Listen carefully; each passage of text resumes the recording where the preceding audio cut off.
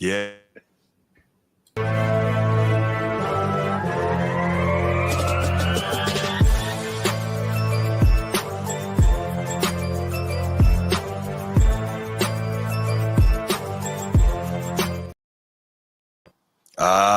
Yeah, welcome back to another episode of the Format Podcast Live. Saturday night edition. Welcome to the Format Pod. Oh, you did it already. My bad. I did it already. What up, Transformer? What's good? What's good, my boy? You all right? Maintaining. As you can see, let me move the mic out the way. I am repping for the American Athletic Conference champions, United States Army Black Knights. Hey, let's go. You know what? Just 1 second. Give me 1 second. Hold on. No doubt. Go get it. Let's go. And guess what? Next week, go Army beat Navy. We're going, as Shannon Sharp like to say, we're going to put foots in them. I can't wait. All right, because I don't. What's good, gentlemen? I don't have no army paraphernalia, but I'm getting this. I got this hoodie from my father. So, hey. There you go. What up, Mr. Transformer Senior? You know what I'm saying? Hey. Transformer Senior was good. Hey, man, we not in it. So, hey, y'all go get it, bro. Let's go get it. You in it next week. We about to, like Shannon Sharp said, we're going to put foots in them. Hey, man, listen, bro, I'm trying to show some love here, man. Show some damn love. I appreciate it, brother. I appreciate it. Yes, I am. I'm very happy my guys got the job done today. Yeah. Was it 45-19? They won. No. That was the Iowa State game. But I think they did score 45 against Tulane last night. It was last night. I'm sorry. In the AAC championship game. So, shouts to Army. It would take a miracle for them to get in the 12-team playoff. That's not going to happen, but it's still been an incredible season. 11 wins for the first time ever, I believe. And they still have Navy next week. Yeah, they still have Navy next week. And then after that, who knows what the bowl game is going to be. So really good season for those guys. Next week, you'll go to 11-2. We'll see. Yeah. We'll see. All I can say is go Army beat Navy. That's all I can say. I'm just saying, I'm like, I'm thinking, yeah, y'all go 11-2. I mean, with that, well, let's see. That would be a detriment to y'all, right? Well, yeah. I mean, neither of us is going to make the 12-team playoff, but we'll see how it's going to play out, man. We will see how it's going to play out. But what's going on, everybody in the chat? How y'all doing? Appreciate y'all being here. As always, I'm going to give my little spiel. Then I got an announcement to make in case you haven't noticed. If you're here on YouTube and you haven't already, please make sure you go ahead, click that like, that subscribe, that notification bell. Make sure you're kept up to date whenever we drop new content on the channel. If you want the audio only version of the podcast, open up your audio podcast platform, hit the search bar, type in the Format Podcast, and we should come right up. If you're enjoying the content, make sure you give us that like, that 5-star review, and drop a comment. All that stuff helps us rise in the algorithm, helps us find more sports fans, helps more sports fans find us. And finally, make sure you write it down, put it in your phone, set an alarm, do whatever you got to do to remember. Saturday nights at 7 p.m. we are live here on the Format Podcast, and we'll give you the opportunity to call in, talk to us, get at me. I love it. I can't wait. So yes. So y'all know we kind of excited right now because we've had a great day of college football so far, and we still have 2 more conference championship games to go. And as of right now, man, Georgia and Texas are locked in a freaking, I don't even know what to call this, but it's 13. There you go. They're locking horns. Facts. They're locking horns, man. They are locking horns. It's 13 apiece with about 7.5 minutes left in this game. So really, really good matchup. We'll see what happens. And Transformer has a question for all of our college football fans that are currently in the chat. Go for it, Transformer. Okay. So I do have a question. If we can fast forward our minds real quick, all right? Okay. Rewind our minds. I always say fast forward when I mean rewind, right? Yes, sir. We could rewind our minds back when FSU so happened to go undefeated last year, beat every opponent they've ever faced in the entire collegiate season, regular season, that is. And Jordan Travis so happened to get injured.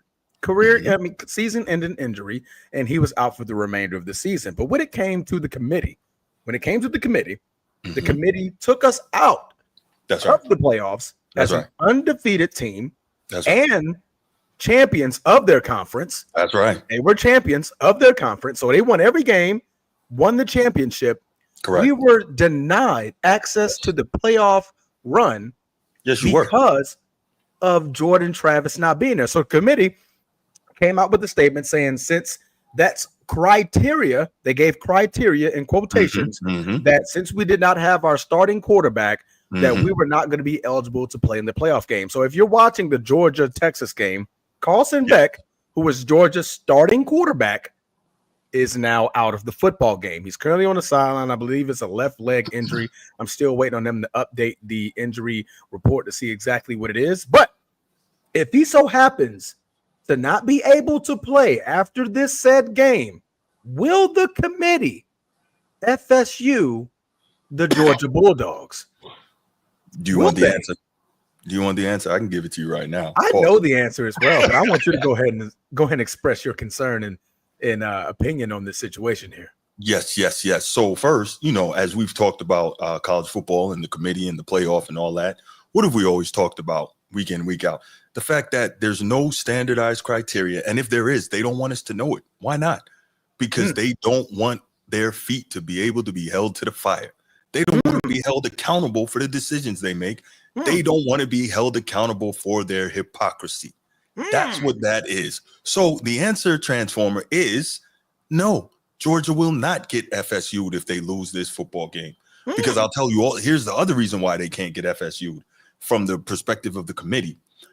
If you have a situation, Arizona State won the Big 12 earlier today.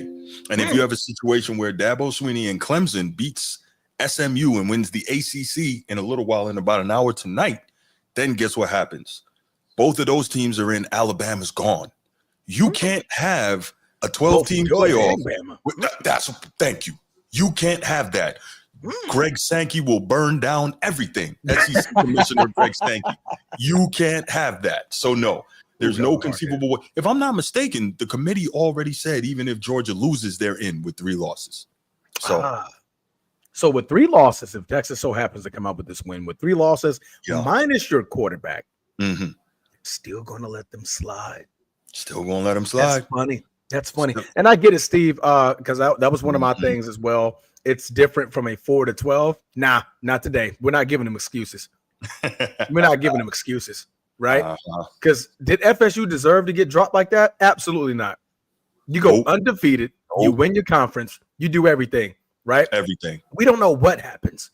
That's never happened before. We can say never happened before, right? Nope. We can say, oh man, they're just going to get blown up by Michigan or whoever. Not the point. That was going to be. That's not the point. You give them the opportunity. Right. That defense was stout.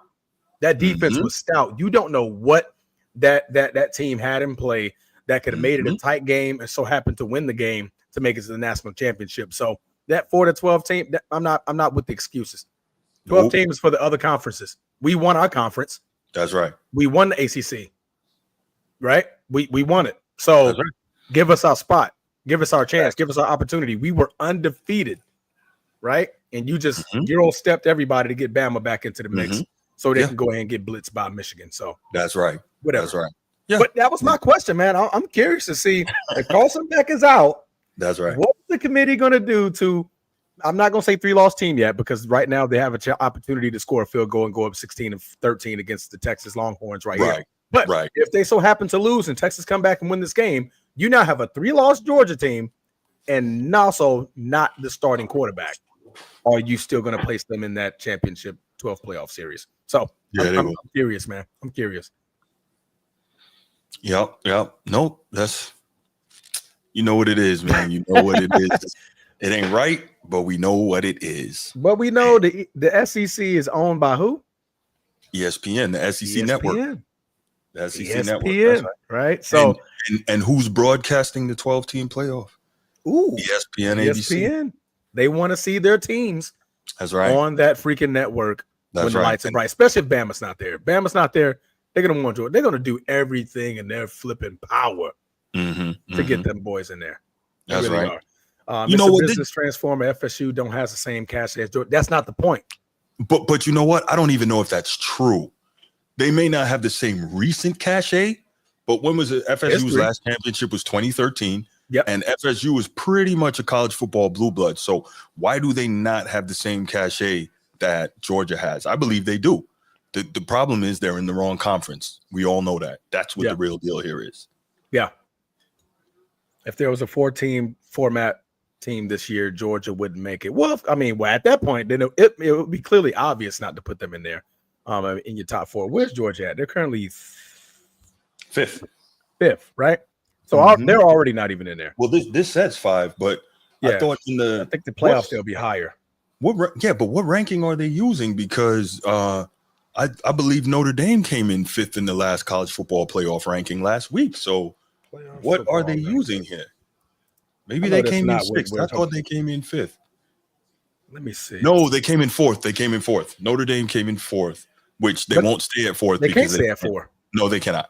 Yeah, because they have to. They can't see no higher than 5th. Correct. So when they give Georgia that spot? Depends on who wins this game, right? Depends on who wins this game. Yeah, true. Because Georgia right now is 5th.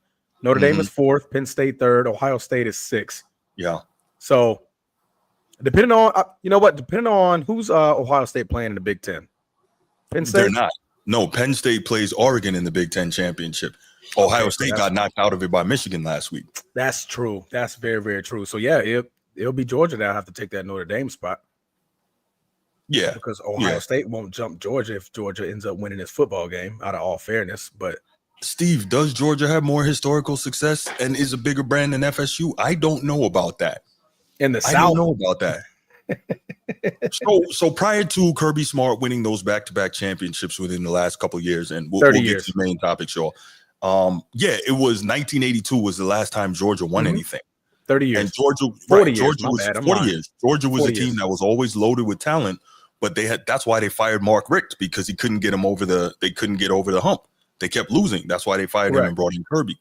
And so I'm like, is Georgia really a team that has more historical success than FSU and a bigger brand? I don't know that that's the case, because Bobby Bowden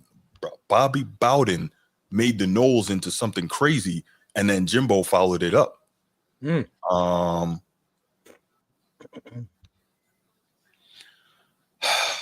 Bruce. Steve referenced historical success. Historical. That's why I'm referring to it. That's why we're having this discussion, because Steve referenced historical. Man, chill. Damn. And real talk, this whole business, Bruce, you're always stuck in the past. Guess what? If not for the past, we're not here right now, right? We just going to ignore the past, huh? We're going to ignore that? We got to ignore the past, man. Jeez. Hey, they say eyes always forward, Bruce. Stop looking backwards. I guess so. None of that. None of that Nation. Ooh. What do you expect? That was rough. Fan. Laker Nation, don't get this man started, brother. Oh, please. That was rough, man. Let's not get this man started. Yesterday was history, but guess what? Yesterday is what built today, right? And today will build tomorrow. Come on, man. Put that on a postcard. What we doing? Jesus. Who we doing? It wasn't for yesterday. Right. We ain't got today. That's right. I am not now what I was yesterday, and I am not now what I shall be tomorrow. Yes, sir. Come on, man. Not even promised, man. That's right. They say focus on today and the future. Chuck Brewer, what's good? I think I've seen you here before, man. But it might have been a while. How you doing? Good to see you. All right. You ready to rock and roll, Transformer? Get started on this main topic. Let's do it, man. Because we could talk college football all night, man. Because all day. I love college football so much, man. No, it's all good, Laker Nation. It's all good, man. All right, so let's rock and roll. So first topic here, as you can see, we got a question, man. Are the Detroit Lions the best team in the NFL? Are they the best team in football? Because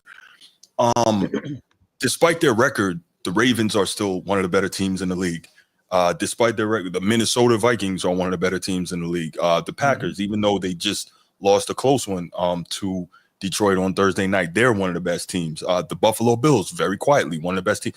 The Chiefs, obviously, tied for best record with Detroit at 11-1. A lot of really good teams in the NFL right now. But the question is, the The question is, are the Lions the best team in the NFL? What do we got?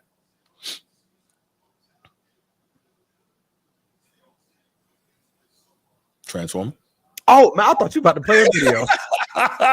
No. We were asking. You were asking. Thoughts. Yes, sir. Yes, okay, sir. Gotcha. You were asking. This Detroit Lions. I'm over here like, did he forget to hit the play button? Like, am I not seeing it again? But no. Are the Detroit Lions the best team in the NFL? That's a tough question. You want to look across the board and see what has Detroit done this year that Philly hasn't done. All right. I believe Philly is on an 8-9 game winning streak. Detroit's on a 11 game winning streak. So I'm gonna stay on the NFC side of football right here. All right. I won't say the Green Bay Packers. Why? You just lost twice to that team. So obviously you're not the best team. So right now I'm gonna narrow out who's the best in the NFC. Then we can move on over to the AFC. So the battle is between the two teams at the top. That's the Philadelphia Eagles and the Detroit Lions. So, and I look at it at all aspects. The Detroit Lions are dealing with a lot of injuries. They lost Hayden Hutchinson early in the year. Yeah, man. They lost another D lineman. They're just dropping like flies when it comes to the D line. I believe they lost a couple of linebackers. I can never pronounce his name. I think they've got 13 guys on IR. Excuse me. Yeah, and those guys are hitters. Like, it's not like they're just losing small guys. They're losing big-time guys. So the question is your defense going to be able to keep up with the Philadelphia Eagles right now? And I say no. Saquon Barkley, A.J. Brown, Devontae Smith, when they're healthy, those guys offensively can get it going. What the Philadelphia Eagles are doing with Saquon Barkley is what I want Baltimore Ravens to do with Derrick Henry, right? Give him those touches up to the fourth quarter, because if you go back and you look at these Philadelphia Eagle games, it's the fourth quarter where Saquon just starts gashing, right? The defensive line, no matter what the opposing team is, they're holding as much as they can. They're like, man, let's hold this guy. But if you play football, you played any major sport, period, you get in that fourth quarter, them legs get a little shaky. You're like, all right, man, dang, that's right. I'm a little tired, you're a little winded, but the intensity is just building. And that's when Saquon Barkley is taking off a lot. I think he can do that against the Detroit Lions football team. And with looking at the Philadelphia Eagles defense, they don't have a lot of injuries, right? The defensive line is pretty healthy. Blankenship, I think he's out this week, but it's nothing that's detrimental. But you look at Cooper DeJean, you look at Blankenship, you look at Darius Slay, you look at that Mitchell or Michelle, I believe it's Mitchell. Is it Michelle? Mitchell. Mitchell or Michelle, the rookie cornerback that they have. Right now, they're very, very healthy on the defensive side of the football, and they're currently leading the NFL in defensive yardage per game at 282.8 yards a game, right? So obviously, they're defensively getting it done. So I think they can answer the questions when it comes to the gambling of Campbell and that Detroit Lions football team, but offensively still put pressure on the Detroit Lions defense. So I don't even have them as the best team in the NFC to even put them in the honorable mention of being the best team in the NFL. So what do you think? So I do think, I do believe that, I think that I do think that as of right now, this moment, not saying it will remain though, that Detroit is the best team in the NFL. And the reason I say that, they're on an 11-game win streak with an average margin of victory of 16.7 points per game in that win streak. Like, that's kind of crazy. You know what I'm saying? You don't normally see that in the NFL. Like, they're like, obviously there's a few close ones, but when they're supposed to, they do what they're supposed to against bad teams and they destroy them. So that is a very, very good football team we see. And if we look at offensively, I didn't pull up defense. I could, but they're number 2 in the league in total offense. They're number 3 in the league in passing offense. Yeah. They are number 4 in the league in rushing offense. Like, they're top 5 in everything. Number 1 in scoring offense. Number 3 in red zone offense. You know what I'm saying? Number 4 in third down offense. So they're there in everything. So even if they don't have necessarily that top flight defense like Philadelphia does, they are good enough offensively to make things happen. That is a very, very good football team. And right now, that is how they are. That is how they're playing. That is an outstanding football team. And right now, I do think I think they're the best team in the league right now. Now, I could be wrong. No, I think it's a shoot. I think if they do meet, which I think they will, right, it's definitely going to be a nice shootout. If Detroit holds that number 1 seed and everything else has to flow through Detroit, then they hold the advantage in that retrospect. But my question, still my question is, what is that defense going to be like when the lights get bright? Right? Like the lights are bright. Philadelphia has obviously been here before. They won a Super Bowl in the past 5 years, and they've been relevant in that conversation up there. Detroit is just now getting to that level to where, all right, we're going to battle for a championship. They made it out the first round last season. So this is going to be their actual first season where they actually have a lot of notoriety, a lot of spotlight on them. Like, yo, we're looking at y'all to make the Super Bowl. Can they withstand that amount of effort, that pressure that Philadelphia has already been through and win the championship already? Now, granted, that wasn't Jalen Hurts, but he did make it to the Super Bowl. All right, in which they no, I'll take that back. Yeah, they did. Patrick Mahomes beat him in the Super Bowl. Am I getting that backwards? No, they beat San Fran. Yeah, they beat San Fran. That was the year Brock Purdy went out. So they literally made it to a Super Bowl in which they were a couple of plays away. I think Jalen Hurts fumbled and Kansas City recovered, and it kind of was a Kansas City game from the rest of the game. But they've been there. That's my thing. They've been there, so they know what it's like when the lights get bright. Detroit, we've yet to see that, right? Especially when you're down one of your major horses, a lot of your major horses on the defensive side of the football. Yeah, that hurts. That definitely hurts. But I mean, just looking at what they've been able to do offensively, like they're not bad on defense, right? They're good enough that they're not going to allow teams to run away, and they have enough offensive firepower that they can run with anybody. You know what I'm saying? And I think that means a lot. But there are also other factors to consider, right? And we went over this a bit before the show started. So let's go ahead and let's listen to some commentary from Rob Parker of The Odd Couple on Fox Sports Radio and hear what he had to say about it. He had some strong comments, to say the least. Let's check it out. We'll come back and discuss. Lions coach Dan Campbell's being talked about all day, and there's no way that we cannot address Dan Campbell either. And I'm going to say this right off the bat. Dan Campbell, for as much credit and people are all excited about him, I think he's a bad coach, and I think he's worse than Brandon Staley when he was with the Chargers, who got fired. And I'm going to tell you why. This is not being provocative or trying to change the game or having cojones or whatever. This is reckless. And the reason I say he's a bad coach and ultimately will wind up costing the Lions a chance at the elusive trip to the Super Bowl or even a chance to win it is because what he's doing is unnecessary and putting his team in harm's way. And it worked out last night. Thank God it wasn't college rules. Because when Jared Goff fell down, he would have been down right? That would have been it. He would have been down at that spot.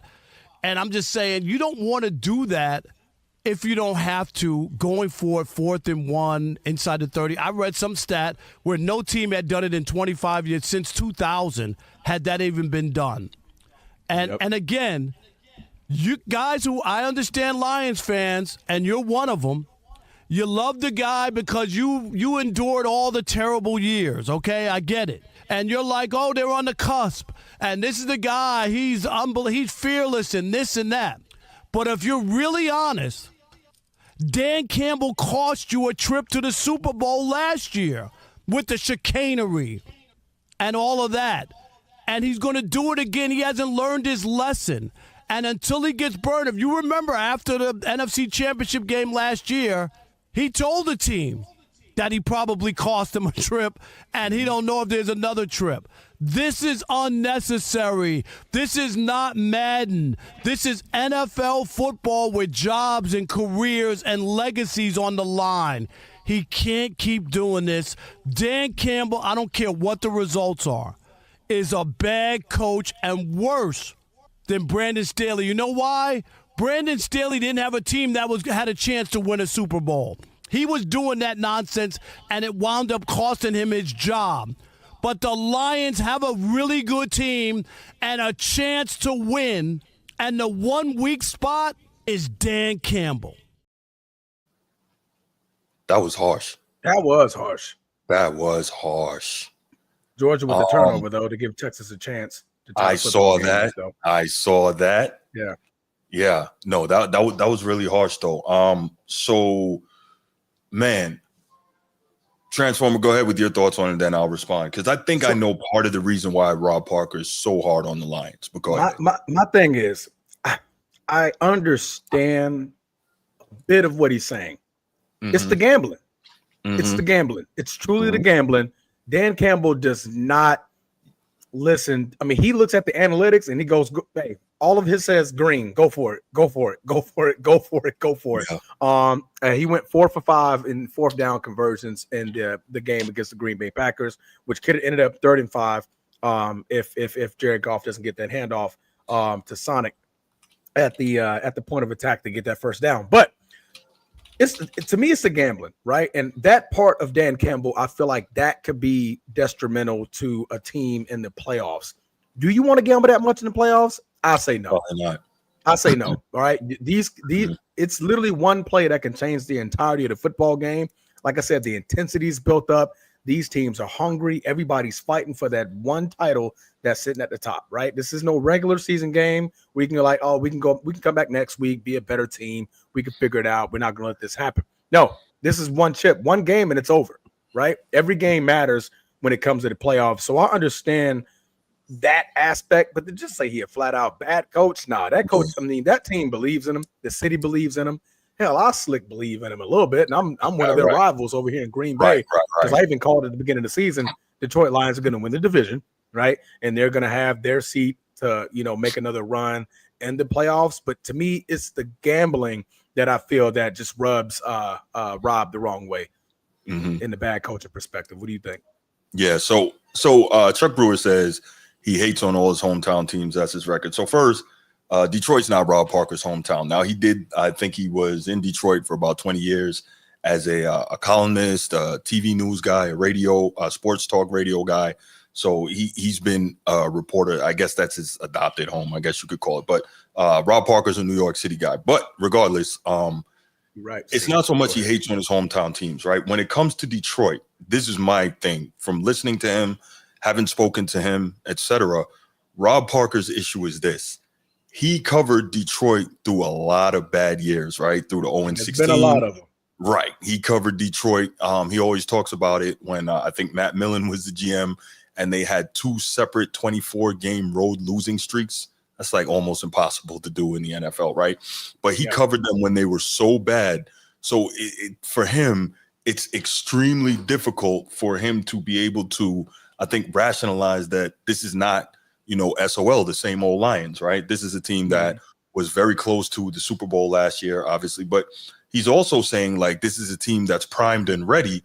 And based on what we're seeing from Dan Campbell, with one of those bad gambles last year in the playoffs, literally gave away an opportunity to go to the Super Bowl. And now he has the team, again, primed and ready. And he doesn't want to see them give away an opportunity again with a dangerous gamble that doesn't need to happen. I think that's what Rob Parker is saying. So it's not so much that he hates on the team.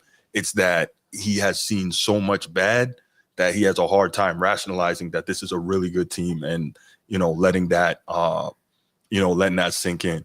Yeah, I know he has a barbershop there still. I think he says he has a what you call it? Yeah, he actually they started the sports radio station there as well.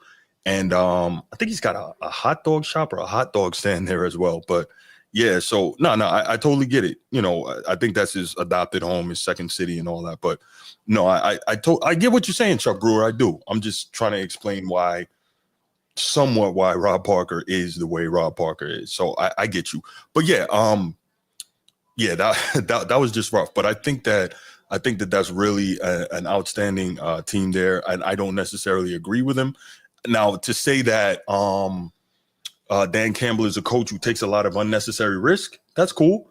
But to say he's a bad coach, like, you can't be a bad coach in the NFL and, coach a team to 11-1 and in the previous season coach a team to about 10 minutes from the freaking Super Bowl. Like, that's not possible. You can't be a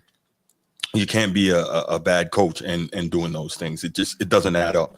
So that's where I am on that, on Rob Parker's commentary. But now let's go ahead and let's hear some more commentary on the Detroit Lions. And this was a couple of days ago on ESPN Get Up with Mike Greenberg, Bart Scott, and Ryan Clark. They had some interesting But before you go, right? Yeah. Another thing. I'm not trying to back up Rob Parker here, right? No, the gambling. And this is why, because this is going to be one of my points that we're going to get to a little bit later, depending on how this segment was going to go. Mm-hmm. It's the playing with your food, right? And I say this all the time. You don't play with your food. The Detroit Lions have done a great job of not playing with the food. All right, against opposing teams where they have losing records, they're blowing them out. Jaguars 52-6, Colts 24-6, Titans 52-14, Cowboys, I think, wow, 47-9. Those teams like they're just getting them out the way. The gambling, which I'm addressing here most importantly, is when you're playing those competition teams. The Texans 26-23, you barely made it out of there. The Packers 34-31, you barely made it out of there. Divisional game against the Bears 23-20, you barely made it out of there. The Vikings, another divisional game 31-29, you barely made it out of there. The Rams you beat early in the season 26-20. These games are close. So that gambling, right? It could be that one gamble where you're like, hey, that's going to cost you. That's truly going to cost you, because these teams in the playoffs, they're laying all their chips on the line. That playbook, they're going to page 34 because they've been waiting on these certain type of calls through the entire of the season because they know Dan Campbell loves to gamble. So I like that. I have made that rhyme. But go ahead. No. I agree with you. But could we also look at it the opposite way and say that some of those gambles are what pushed them over the top in those really tight games? I mean, we could. I always like to say that, there's what do you call it? There are, what is it? Two things can be true. That's that's my line. But I think we look at, because they did it last year against the Cowboys. Remember the game last year against the Cowboys? He gambled and he lost it, right? And I think we look at that like, hey, this can make you or break you. Nick Sirianni does it a lot on his fourth down tush pushes. And they question him like, hey, man, come on. Do you have to gamble all the time? Do we have John to Harbaugh with the Ravens? John Harbaugh, fourth down. Like, hey, do we have to gamble all the time? It's when you gamble and how often you gamble. Dan Campbell gambles a lot. A lot. But that's just his belief in his football team. I get it. He believes he's a very, very aggressive type of coach. That team truly believes. And if Dan Campbell was to go outside and say the sky's purple, the team believes it. They don't even got to go and look. But go ahead with your video here. Yeah, no doubt. All right, let's go to some sound that we have from ESPN Get Up with Mike Greenberg, Bart Scott, and Ryan Clark. Let's check that out. Pay attention to the chances of these things happening. With the win last night, Detroit now has an 80% chance to get the 1 seed in the NFC, according to our analytics. They have a huge advantage over Philly in the first 4 tiebreakers in the event they were to be tied. Even a loss to Buffalo next week would not hurt because it's an AFC loss. It would barely affect this number. We talked about it a lot going into this game yesterday. Last night was going to decide the 1 seed in the NFC. If the Lions lost, and they were awfully close to doing it, then it was a free-for-all. And with the Lions win, they, for all intents and purposes, put the NFC on ice. So I asked a very simple question to you, Ryan Clark. Are the Lions the best team? They are not definitively the best team. Well, you can finish. Yes. Who's the best? The Philadelphia Eagles are the best team. Are the best team in the NFC? Without a doubt. I have no problem saying that, and I love the Lions. I'm with you. I think the Lions are a team that has shown that they can win the football game in so many ways, and the way that they execute down the stretch shows how great of a strategist that Dan Campbell is, and also some of the risks that they take that are calculated, playing with 4 downs to get 10 yards. All of those things are good. You've lost too many good players to go beat a team that still has all of theirs. Go ahead. No, I was just going to pick up on that. Post-trade deadline, you always look at the analysis. How is this team going to get better? Where I disagree, RC, is they're going to get some of those guys back. So I actually think they can be better a month from now because they could actually be healthier. I feel like the continuity that the Philadelphia Eagles have built, the way that their top-end football players are playing on both the defensive side of the ball and offensively. Jalen Carter right now is possibly the best interior lineman in all of football. Yeah. On the back end, Quinyon Mitchell has become a star at the corner position. Cooper DeJean, a constant playmaker. Nakobe Dean taking that step up. Defensively, this team, to me, is head and shoulders above what the Detroit Lions are. Now, when you talk about the offensive side of the football, Saquon Barkley can do everything that both Sonic and Knuckles can do together, right? Saquon Barkley's continue to stay healthy. A.J. Brown, you want to put A.J. Brown on that back end one-on-one? You want to put Devontae Smith on that back end one-on-one with the offensive linemen that the Philadelphia Eagles have? To me, the Philadelphia Eagles are the best team in the NFC. I mean, you talk about Sonic and Knuckles, and you talk about two players combined, and one is Saquon Barkley, but all the carries go on one pair of legs. And you talk about a guy that's on pace to carry the ball 396 times. The most he's ever carried the ball is 246.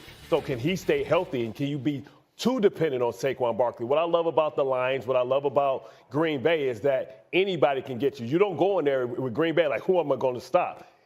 The defense dictates where the ball goes. And you talk about the Green Bay Packers, 25 years old. They're losing, but they're winning at the same time because they're gaining experience. And when they get into the playoffs, they're going to have them live young legs. They're going to have the fear of not having fear because they're too young Bart, to know they're supposed to be afraid. Call me stupid, Bart. I'd rather know that the ball's going to A.J. Brown than be like, hey, we don't know where it's going. Well, the problem is the defense knows that the ball's going to A.J. Brown, and you could be goaded into something because you talk about, running the football, but Jalen Hurts is good, not great.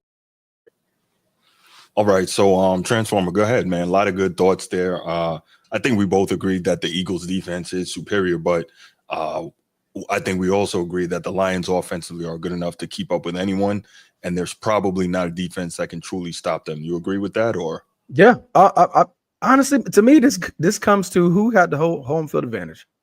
Who's at home? Can Philly go and get that number one spot? Not looking likely, but right. Can they do that? Detroit, like I said. And I agree with Ryan Clark on a lot of it, right? Philadelphia got all their hogs. They got all their hogs. They're ready for battle. Detroit won't have all their hogs ready for battle. Right? So when you're saying, whoa. I'm sorry. I just saw a ridiculous comment in the chat. First off, Contagious 8. Welcome to the party, man. I don't think I've ever seen him before. Nah, man. Hit that like and subscribe, brother. But yeah, that's crazy. That's got to be a joke. Although Warren Moon is criminally underrated. But anyway, go ahead. I'm sorry to interrupt. Greatest quarterback of all time. Warren Moon is that dude. Maybe one of the most electric quarterbacks of all time. Greatest, that works not even close. Close. Greatest, not even close. But yeah, like Ryan Clark was saying, they're coming with all their hogs ready for battle. And Detroit, like I said, is having he almost caught it. Detroit truly has a lot of injuries on that defensive line and that defensive front period. So, man, it's tough. It's tough. I don't think there's a wrong answer. You can say Detroit. I wouldn't argue it. You can say Philly. I'm not going to argue it. Those teams are both relatively close offensively. And when the Detroit Lions are hot, defensively, they can both come after you. But yeah. So let me ask you this. We've spent a lot of time kind of comparing the Detroit Lions to the other teams in the NFC. So my question for you would be, and you know where this is going, are they better than the Chiefs? And since we're not even quite sure, or some people are not quite sure if they are, if they are superior to the Eagles, are the Eagles or the Detroit Lions better than the Kansas City Chiefs? Right. Sometimes you get to beat a man. Woo! You gotta beat the man. That's a fact. You gotta beat the man first, man. You do. Hey, Philly tried. They tried. They lost. I mean, granted, this was some years ago, but they lost. Right. That's a tough question, man. Because when it gets to that fourth quarter and you want to gamble, I don't think Andy Reid is a guy you want to gamble against. I don't think not Todd Monken, the defensive coordinator, Spagnuolo. You don't want to gamble against him because he's sending them boys. He's sending them, and they're coming with a mission. Those guys are championship tested, championship approved. There's a difference when you're gambling against those guys. So I would say Philly would have a better shot of beating Kansas City than Detroit. I would say. What do you think? Okay. Man, You know the type of confidence I have in Spags and his big game ability as a defensive coordinator. We saw it with the Giants in the Super Bowl. We've seen it with the Chiefs in the Super Bowl now, and we've seen how he has literally helped to turn the Chiefs from an offensive juggernaut into a defensive power. So, Laker Nation, that's real. They know how to win, and Spags can stop any offense in key moments. That's tough. But I would pay to see them against the there we go, game tied. Oh, wow. Come on, man. You're ahead of me. Damn, slow down. I think you're about I'm sorry. My bad, brother. My bad. I'm watching. They're setting up the kick now. You see Matt McConaughey on the sideline for Texas? Not yet. The kick is up, and the kick is good. But anyway, so I'm sorry. I'm getting distracted, y'all. Listen, I love college football so much, y'all don't even understand. But anyway, so when it comes to it, I think if the Chiefs and the Lions played in the Super Bowl this year, I think I would pick the Lions. I think it's time. Yeah. I think it's time. I don't think that my bad, Steve. I don't think that it's like as great as Mahomes is, as great as the Chiefs are, like they can't win every year. And I also think there's a reason no one's won 3 in a row. I think it's just too hard. And so I think I would choose the Lions. I think as of right now, the Lions are the best team in football. I do. Because much like the Chiefs, they keep finding ways to beat you. They don't necessarily have to be dominant on the defense. They can beat you close. They can blow you out. Like I just think they're that good. So yeah, my thing is with Kansas City. Mm-hmm. We've seen this time and time again. We've seen it last year. We've seen it the year before last. During the regular season, we have those type of concerns. Mm-hmm.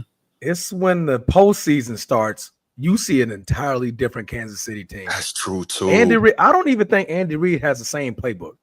Like, I think the whole thing changes. He's like, here's my regular season playbook. Here's my postseason playbook. Spags goes, here's my regular season playbook. And this is what I know I'm going to be throwing against that defense in the postseason. So that's my concern. Because like I said, Kansas City, championship tested, championship approved. Yeah. Detroit hasn't been there ever. I mean, hasn't won it ever, right? So they can't, they don't have that pressure of like, okay, like, what do we got to do to get it? What do we have to do to win? They don't know that, right? Kansas City, like, shit, we just did it 2 years in a row. We know what it takes, right? If Dan Campbell wants to gamble, go ahead and let him gamble. Because guess what? Spags is going, hey, give me that other playbook. Thank you. Oh, yeah, we're sending 7. Right. And you got the benefit of a guy in Chris Jones who seemingly gets better in the playoffs. Like that helps a lot to know that he is you don't often see a game wrecker on the interior D line. You saw Aaron Donald, and now Chris Jones is in that mold now. Not quite Aaron Donald, but he's in that mold. And so he allows you to do a lot of things defensively because of the attention that he takes up from the O-line and from extra blockers and such. So Kansas City's great, no question about it. But you know what? To your point, they do look like a different team in the playoffs, but I think we will see them tested again. I believe they play the Chargers this weekend, right? Correct. I think so. Yeah, so we're going to see them tested. Harbaugh's not rolling over, right? So, I think Detroit's the best team in the league right now. All right, I like it. Yeah. All right, let's go ahead. Either one of those 3. I honestly still want to put the Ravens up there. I arguably want to put the Ravens in that conversation. I want to, but I cannot trust. I cannot. There you go. I can't trust him. Pisses me off. Can't trust him. Yeah, I can't. Yeah, that's my problem. You're 100. I can't trust Todd Monken. We haven't said anything about Buffalo. You think they're just riding a wave right now? Or do you quietly killing? Yeah. And guess what? They've got Detroit next week, so that's another big test. So we'll see some games. Detroit's going to have to prove it, right? They're very, very good, but they're going to have to prove it, just like Buffalo's going to have to prove it. And realistically, that could come down to a MVP playoff. Yeah, I was just going to say that because this will be the one, right? Jared Goff having a good season. That's right. Statistically, not really turning the ball over much, except only the Texans one bad game. Let's just take the Texans game out of there because that was just horrible. Right. That was crazy. Other than that, because Josh Allen had that game against you guys where he just couldn't do anything. Right. So they both have a game where the committee can look back and be like, all right, this game, we're just going to count that out. But the rest of the season, these both of these guys have been playing awesome football. Records are standing there for it. So I think the winner of this game could determine who could win that MVP. Because we know it's a quarterback award. Saquon is not going to get the Dixon record. So, but Saquon's going to get Offensive Player of the Year, so we can't be mad at deservedly that. So. Yeah. Deservedly so. Correct. All right. So let's do this. I'll put the number in the chat, 904-219-8264. 904-219-8264. Let me make sure I'm connected to the mixer. All right, let's do that. My bad. And just so our NCAA college football fans are up to date, Texas and Georgia are now heading into overtime. Texas did come back and tie the game up. So we're heading into our first OT. There we go. All right, so if anybody wants to call and give your thoughts on whether or not the Lions are the best team in the league, who you think the best team in the league is, etc., go ahead, give us a call, 904-219-8264, 904-219-8264. We are here, and we are waiting. Let's get it. Steve, I like to say that, but history just repeats itself. As Bruce number 2 in the chat doesn't like to talk about history. History proves itself time and time again. Yeah. This is a quarterback award, man. Yeah, it truly is. And it sucks for guys like Saquon who are balling out of control that, he literally has to go beat a record, break a record just to be mentioned for MVP. Yeah. Literally got to go break a record to win MVP.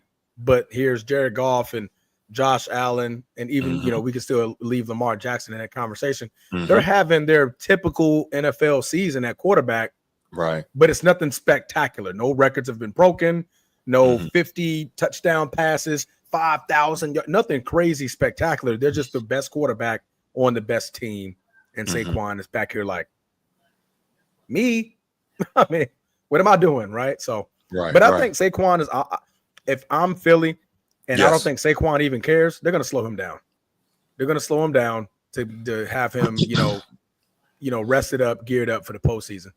So I think so. As the season runs down. Yeah. That's my opinion. Steve, I believe AP was the last running back MVP. He was like the last 2013, 2012, something like that. Derrick Henry almost got it, but I think he lost it. I think it was Aaron Rodgers or something that took it from him that year when he had the 2000.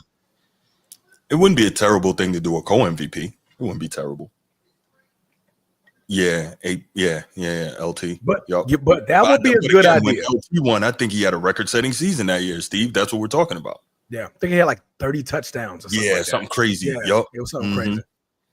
Yep. Like he had like 15 or 14 passing and like 16 rushing. It was something crazy. And I think that was the record he broke.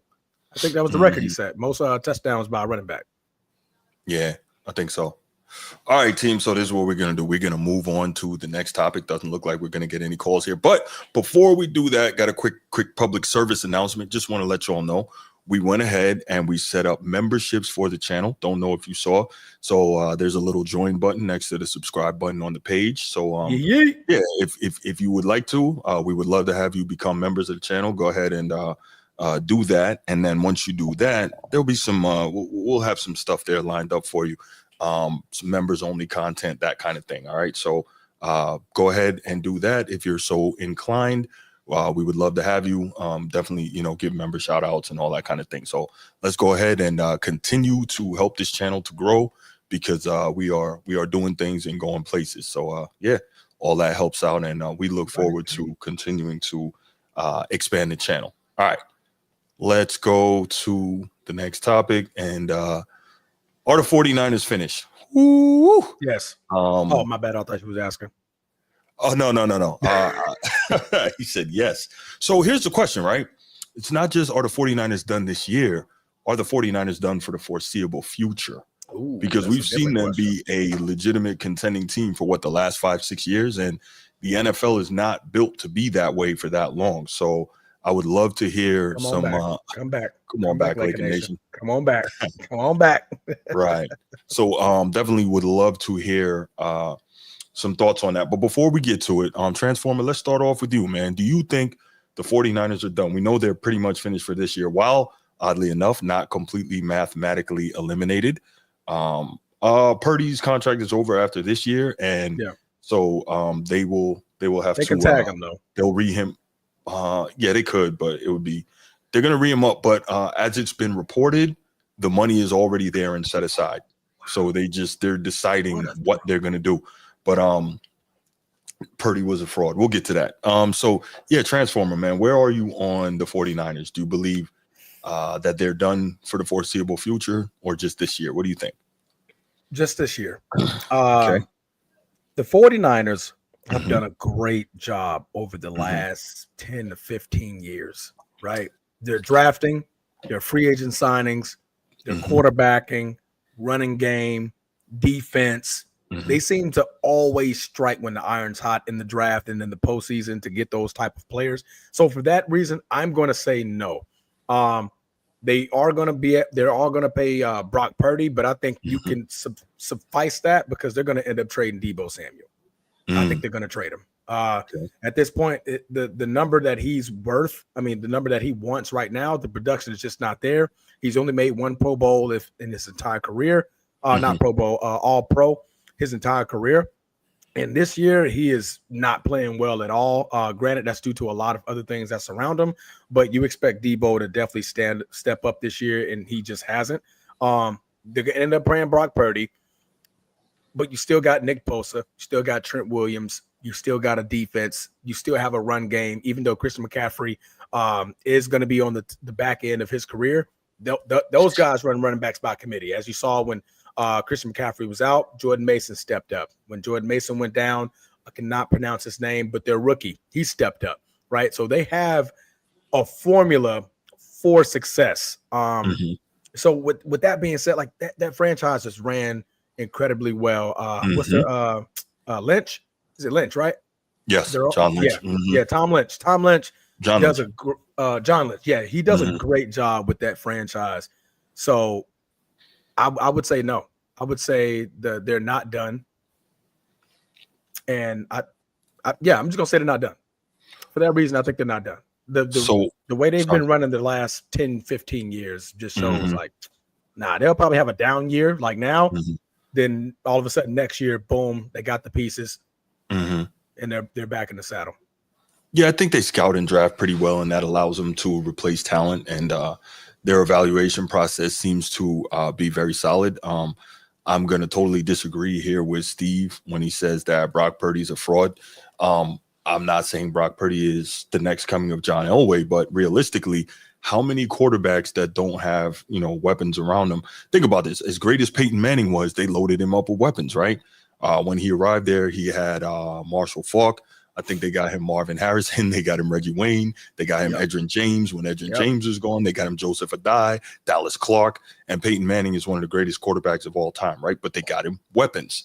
I'm trying to think, what great quarterback was really able to do it without weapons? Elway and Brady, right? That's probably about it, right? So you got to have guys to put around your quarterback. So I don't necessarily fault Brock Purdy for that. Now, I will say this to Steve's point. C-Mac probably is what makes this offense go, right? And so we see for his first 2 years in the league, you see Brock Purdy near the top of the league in all the major categories, but this year he is really struggling. But I think a big part of that is not even so much, obviously, Deebo has been in and out. He lost what's my guy's name who they just Brandon Ayuk. Extended Brandon Ayuk. Kittles is so. C-Mac has been out most of the year, and now he's out the rest of the way. And on top of that, Trent Williams, right, one of the best left tackles in the game, if not in history, he's been out. So you don't have the protection. Like that is tough. That is tough. He plays right? left guard. That's that. Is it guard? Tackle. I thought it was tackle. Okay. My bad. I said guard, but left tackle. He plays left tackle. That's the most important position for a quarterback who's right-handed. Because your back is turned to the left. Yes. And Trent is stopping everything coming from the right. So So when you don't have that, it's difficult. So I get it. Let's see. Okay, Bruce, yes, Trent Dilfer did it without weapons, but nobody thinks that boy defense was insane. Wow. Yes, that's what I'm saying. That's arguably the greatest defense of all time, the 2000 Ravens. I believe they are the greatest defense of all time. Some people may argue. Some people may say, what was that? That 77-78 Atlanta Falcons blitz grits that only allowed 9 points a game. Obviously, you have the Steel Curtain in the 70s. You have the 85 and then the 86 Bears. So, I mean, you have the 2002 Tampa Bay Bucks. But for me, those 2000 Ravens are hands down the greatest defense of all time. But regardless, not really the argument here. The point is, yes, Trent Dilfer did it without weapons because back then you were allowed to win that way. And again, even those other quarterbacks we named when we were discussing who's able to do it without having weapons, they didn't have that type of defense behind them. You know what I'm saying? So when you've got that, Tom Brady, when he wins, he had a top 5 defense. Yeah. So, you know, so it's a different thing. So I get it. Steve says Purdy landed himself on a team that with already made weapons. He was the last pick of the draft. What more do you want from the kid? Right. So you can say that, okay, Purdy landed himself on a team with already made weapons. But here's the deal, though. He still walked in and was able to do all the things that he did. Let's show that again. For his first, 2 years as a starter, for his first 2 years as a starter, he was able to, let me go ahead, take this down. I'm sorry, y'all. I appreciate it. Yeah, for his first 2 years as a starter, look at that.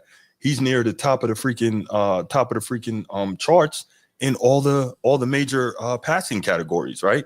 So it's not just like, oh, okay, well, he came in with all the weapons, but he's up there. And for those thinking that it's dink and dunk, well, just go look that up. It's already been debunked. Last year, he led the league in yards per attempt and air yards per attempt. So he was going down the field, right? It's not like he was just, there's this premise that he was just dropping it off 5 yards and his weapons were just running the rest of the way. Well, no, that's not the case. So anyway, this is not necessarily about, Purdy, but the reason Brock Purdy comes up is because he has to get paid here, right? And so the question is, once he gets paid and now this salary cap totally gets readjusted and they're not able to keep all the same weapons, as Transformer spoke to, he believes that Debo will get released or traded once Purdy gets paid. Then it's like, okay, now you got to kind of revamp this roster and see what you can do. Is he going to be able to do that? And some people think that Purdy shouldn't get paid near top of the market. Now, me personally, I'm not a guy who believes that every quarterback who's up next or every player who's up next should get market resetting money just because they're up next. However, if you're paying Dak Prescott market resetting money and Brock Purdy is better than him, then Brock Purdy needs to be making more than Dak Prescott. He's better than Dak Prescott, and he's done more than what Dak Prescott has done. If not, definitely more than Trevor. That's right. That facts. Yeah. And by the way, for the weapons argument, Dak Prescott, the Cowboys led the NFL in all pros last year, I believe, with 8. So let's not do that either. All right, 10. but 10. Ooh, big time. Every big hit, they throw a damn flag. Oh my gosh. Why can't we just have a big hit anymore? Yo, pick the flag up. That looked real clean to me. That looked shoulder. No, but was it like it's to the helmet though? Let's find out. They count the shoulder. They count the shoulder to the helmet as well. Oh, but the offensive player lowered his head. What is the defender supposed to do there? Give him a blanket, bro. We had this conversation. Give him a blanket. I got you, but it's not even that. What they need to do. I lost my stream. No. They need to replay all this because how can you? All right, you know what? We're not going to do this because I'm going to get upset. Happening? That was absurd. But listen, the reason I brought up Dak Prescott, Steve, sorry, I got distracted. This game is crazy. The reason I brought up Dak Prescott is because he got market resetting money, and Purdy has done more in the NFL than Dak has done. So if he's done more and is better, then he should get paid more. That's what I'm saying. All right. Next up, I believe that's me. Let's go ahead and let's play some clips regarding the 49ers. First, we'll start with a clip where they do actually discuss Brock Purdy, and then we'll go to some 49ers commentary. So let's do that. We'll come back, talk about it, then we'll go to the second clip. They have the money set aside, I guess $60 million a year, somewhere around there. It also said this. I just want to set the record straight. This is what Dieter wrote. The 24-year-old quarterback might be having a down year, but he's still a hell of a player. His scrambling ability is a critical reason why the Niners have not yet been mathematically eliminated from playoff contention. The All-22 is far more forgiving than the zoomed-in broadcast. Trust me, that. Me and Josh. Yeah. Yeah, and I watched the All-22. Yeah, me too. I'm not like just, reading the box scores like some people. I hear you. No, but my point is that I really want to paint the article. Yeah, no, the article it's was not not like a he's cutting ripping article. Right, the article was not a cutting So article. I just wanted to, because the title can show that. To answer your question, it's absolutely fair. Anytime you put tape on, game film, or put something on tape, it's fair to judge. What I would say, though, is judge fairly. Judge fairly. Don't be biased, judge fairly. And when you judge fairly, you have to say, well, his defense has gone from third best in the league as far as scoring to 24th. Nick Sorensen, the DC, is under fire because they haven't done well. Thing, is weird because they have the 5th yardage defense and but they're 11th in forcing turnovers, but 24th scoring. So, those numbers, usually are not that far misaligned. But you can watch. I mean, they're not the same defense they were last year. Take that into account. The injuries offensively as well. I mean, defensively, they missed a lot of guys, but offensively as well. His 2 top weapons from last year were McCaffrey and Ayuk. They're gone. Yeah. Debo hasn't been the same. No, Debo's a one-time Pro Bowler. And I thought he was the best football player in the league a few years ago. He's only made 1 Pro Bowl in his whole career, and that was before Purdy was on the team. All right, so I'm just saying, you really have Kittle, who's, I think, still at a high level. Good. Some people think he's down, but that's your only guy. So I just consider that, because we've even seen the greatest that I've seen, Mahomes, not put up the numbers that we're used to seeing from him when he only has Kelsey, who's still great. Well, he won an a MVP great player like that in 2022. But he had just Kelsey. Okay, and he's Mahomes too. Yeah. But the last 2 years, correct, we've seen him play pedestrian. So take that into account. And all these injuries, this graphic right here shows they've lost the second most games by starters to injury in the league. And all the other teams on there, essentially, except the Texans, are struggling. Yeah. Now, the Colts might make the playoffs, but still, they're right. And so the injuries are huge. And yet, Brock Purdy still, and I said it yesterday, but it's worth repeating, passer rating wise, he's better passer rating than all those guys. Matthew Stafford, Patrick Mahomes, Cousins, Geno Smith, C.J. Stroud. I threw Caleb on there, Nick, because you said he was a top 6 quarterback when he was still in college. Yeah. Dak, Trevor, because he's your guy. So I'm just saying, we can judge him, and we can say Purdy has not been what he was the last 2 years or year and a half, but judge it fairly. When you take everything in context, I think you have to say he's still what I've always felt, in last year that he's been a tier 2 quarterback. If you thought he was tier 1, you're disappointed. If you thought he was tier 2 like I do, then this is what he is. Look who's here, everybody. Look who's here. Mayor of Baltimore is back. What up, G? Well, you know what? You're right about that. That's right. Greetings and salutations to the panel, man. First and foremost, I just want to give a shout out to Transformer, man. And I don't know if you guys had the opportunity to check out his IG, but this dude is he is what he say he is, man. And so check him out. He's always on this stuff, man. He's definitely one of those guys. The name supersedes itself. I think he does a really good job of personal training. So if you haven't had the opportunity to check him out, do so. Absolutely, and, bro. I appreciate that. Last but not least, I'm definitely feeling that motherfucking hoodie you got on. That joint dope. Mr. Hope, that joint dope, bro. No doubt. I'm still fighting. You know what, yo? He said his pops gave it to him. So no. I'm giving this to my pops. I'm giving this to my pops. Okay. This is a gift to him. Man, listen. Man. So I said, hey, Army got it done, right? Won the conference. Hey, that's right. Let me show my support, because even though we're in different branches, you're still my brother in arms, man. I appreciate you guys. No doubt. Love you boys, man. That is, man. I'm sorry to be sentimental so early in the show. Normally, we throwing shit at each other all game. That's right. All night. That's right. I just had to take that opportunity to give my brothers props, man. For yes, sir. Yep.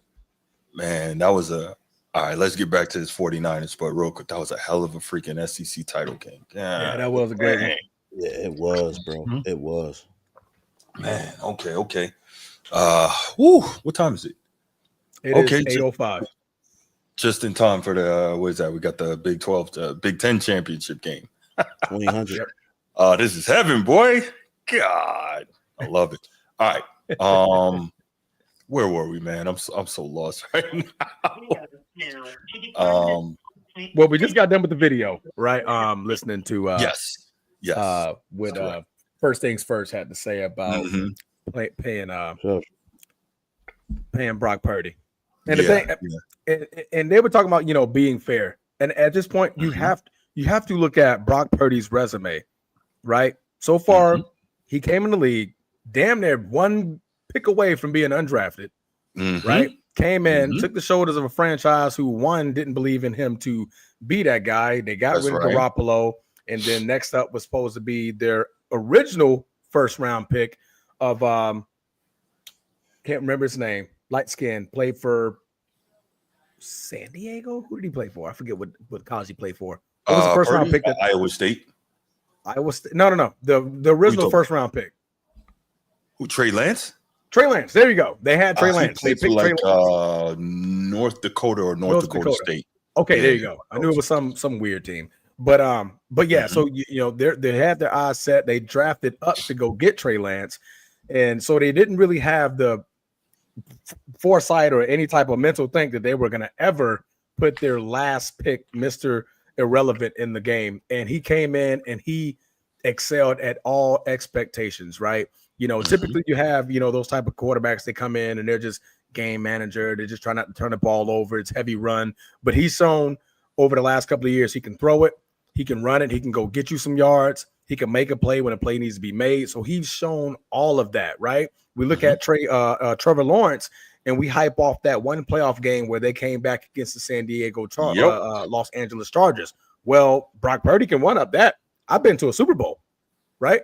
I got my team to a Super Bowl. And then when they didn't have me and Philadelphia knocked me out the game, San Fran didn't look good at all without me. That's a fact. Right? So he has all of that in his tool belt and on his resume to be like, hey, look, I've done more than what you asked for, and I've only been getting paid $1 million a year to do so.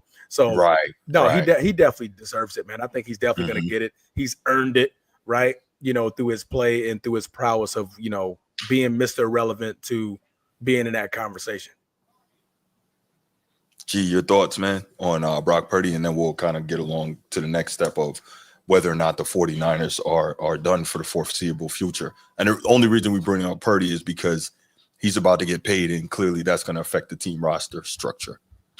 Yeah, when I look at Brock Purdy and his his introduction into the league, you have to hold him to the same standard that you do all these other tier 1 quarterbacks, right?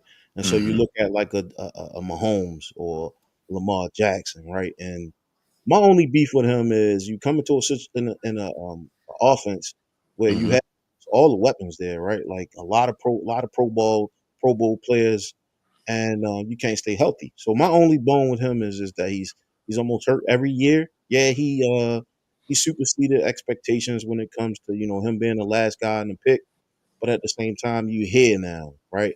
And so you have to not only take care of your body, but you also have to be in a situation where that when your number is called, you execute. And I think the 49ers have always been a team that's been there, but when it comes down to them executing, he's always either gone or on the bench.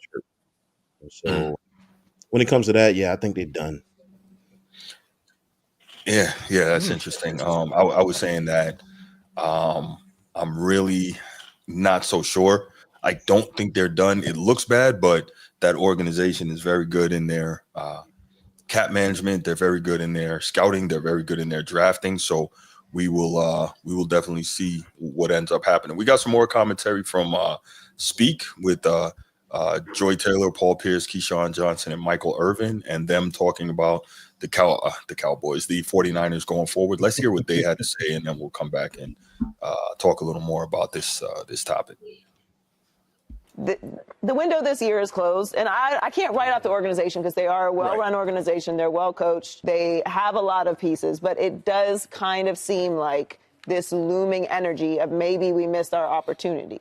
I can't completely write them off that they won't be able to retool and get back to being what they were, but it's not going to be the same roster. There's a lot of pieces they have to pay. They have to figure out how to pay Brock Purdy. This offseason is going to make this team look very different next year. Yeah, and it's so crazy you're talking about the offseason and what the team is going to look like and paying Purdy and things like that. I wouldn't be shocked if Kyle Shanahan took a break. No. I just wouldn't be shocked. No. I just wouldn't be shocked. Do you have some inside information? No. I just wouldn't be shocked. That's all I'm going to say. I wouldn't be shocked if he took a break and said to himself, if he said to himself, you know what, I need to just decompress for a second. Yeah, I need to refocus and recalibrate because right now, like you said, you think about all that's going to happen to their roster to come back into this thing and try to do it all over again. It's going to be tough. I mean, that's the pressures of the NFL. I know, but when you're a successful coach that keeps kicking on the door, it's not a sit long. Yeah.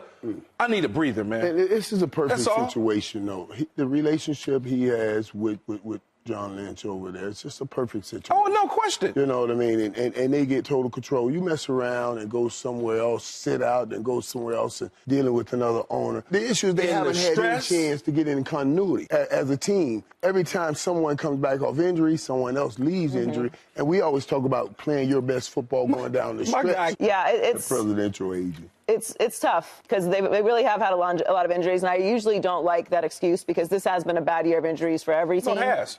Significant injuries, year-ending injuries, and you have to find a way to recover. But it just feels compounded. The expectations for them were NFC Championship game or Super Bowl. They're not going to get anywhere near that. So the expectations paired with the jump that Brock Purdy needed to make this year and losing all the pieces that you've had, it does feel like it was, like Paul said. But I think they could be back in it next year. I really do. I think they're too good of a team and too consistent for me to just write off. And too well ran, I believe. When you can go and find this kind of talent with the last pick, that's what I'm saying. That's what I'm saying. You found this talent with the last pick in the draft. That means you know what you're running, your organization. You're picking up players that'll contribute.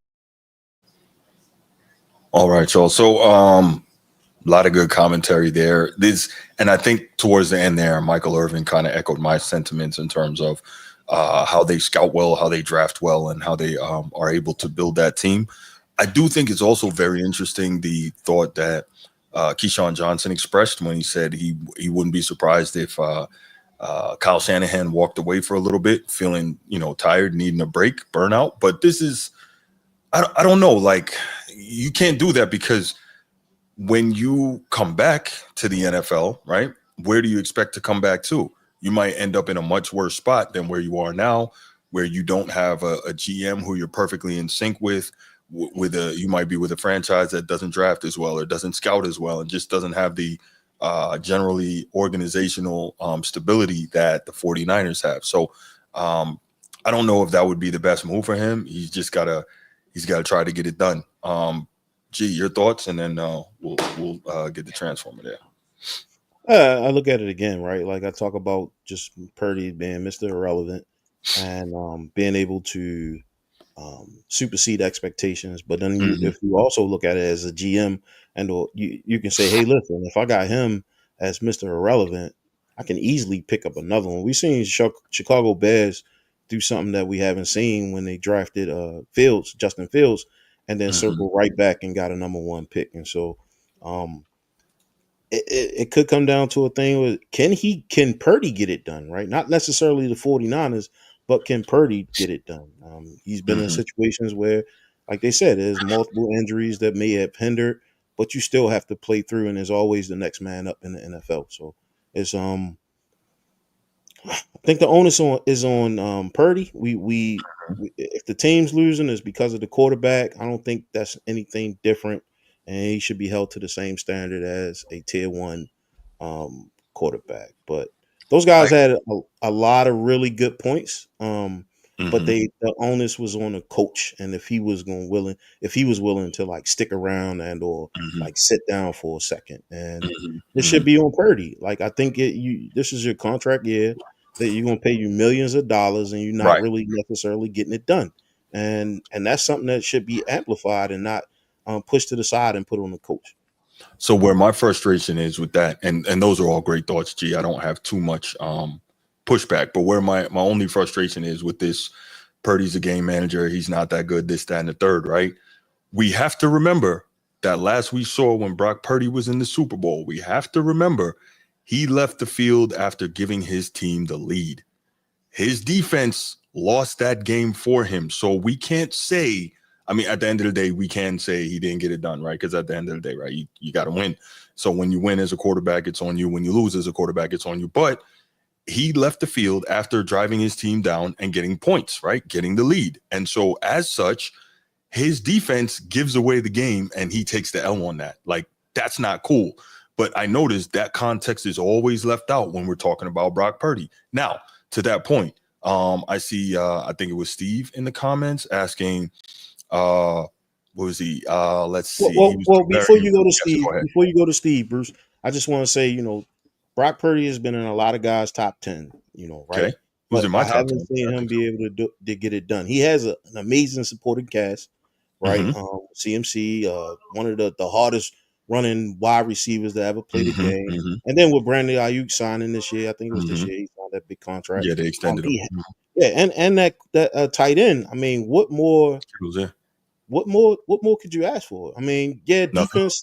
At the end of the day, defense will win games, but the quarterback is held responsible for those losses.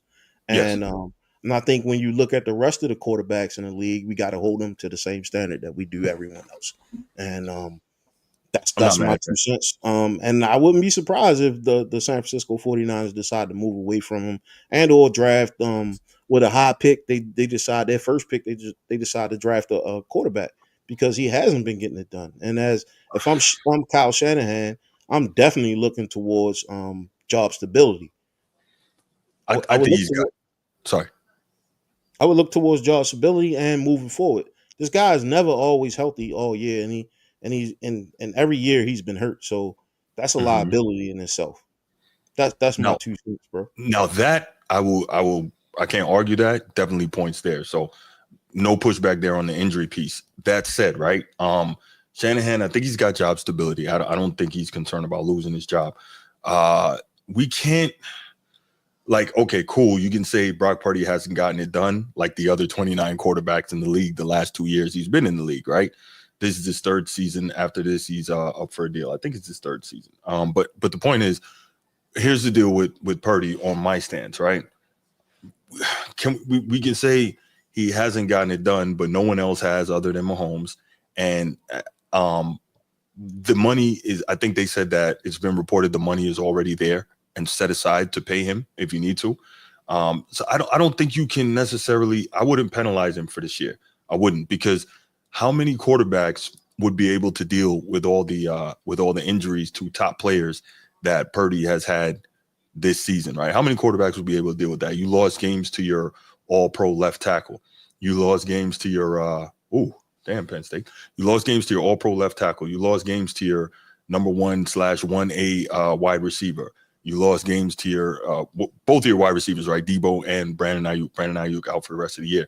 Your first team all-pro running back. You lost games to him. Like, all of your major weapons besides Kittle have been injured. Like, how many quarterbacks would still be effective? And secondly, no one expects Purdy to be a tier 1. No one believes he's a tier 1. I don't. Now, you can be a top 10 and not be tier 1, right? I think he's a tier 2 guy, a very good tier 2 quarterback. But Steve says, where was it? Are you going to tell me Purdy is on par with Mahomes, Allen, Lamar, Prime, Rodgers, hell, even Burrow?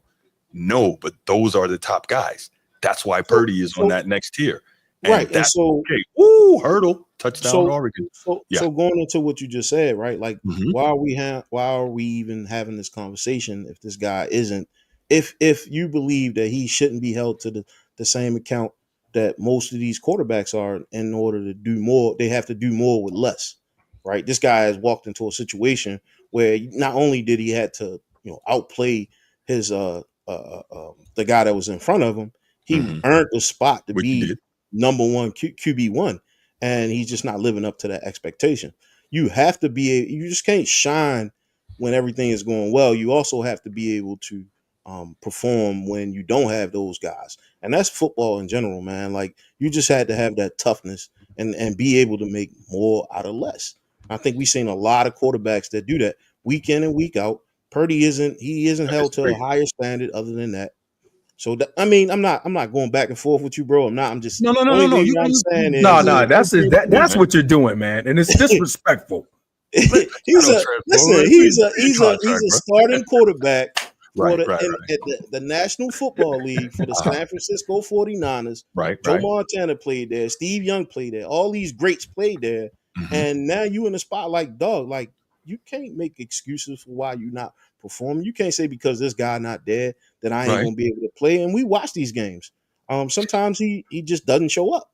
And no one's talking about it because when they are there, right, it could be more of a them than a him type deal where, you know, they showing up and they doing the extra things to make him great. And so I mean, I like Purdy. Don't get it twisted. I like Purdy, but I know that if he's missing a piece, it throws him off. And as a defense, the first thing you do is just try to take one of his key players out of. Absolutely. Like a Bill Belichick. He's going to make you play left-handed. And as a number one quarterback in this league, you have to be able to play that. No one is exempt to that. Not even Lamar, not Josh Allen. You see what happens when their number one quarterback, when their number one receivers go down.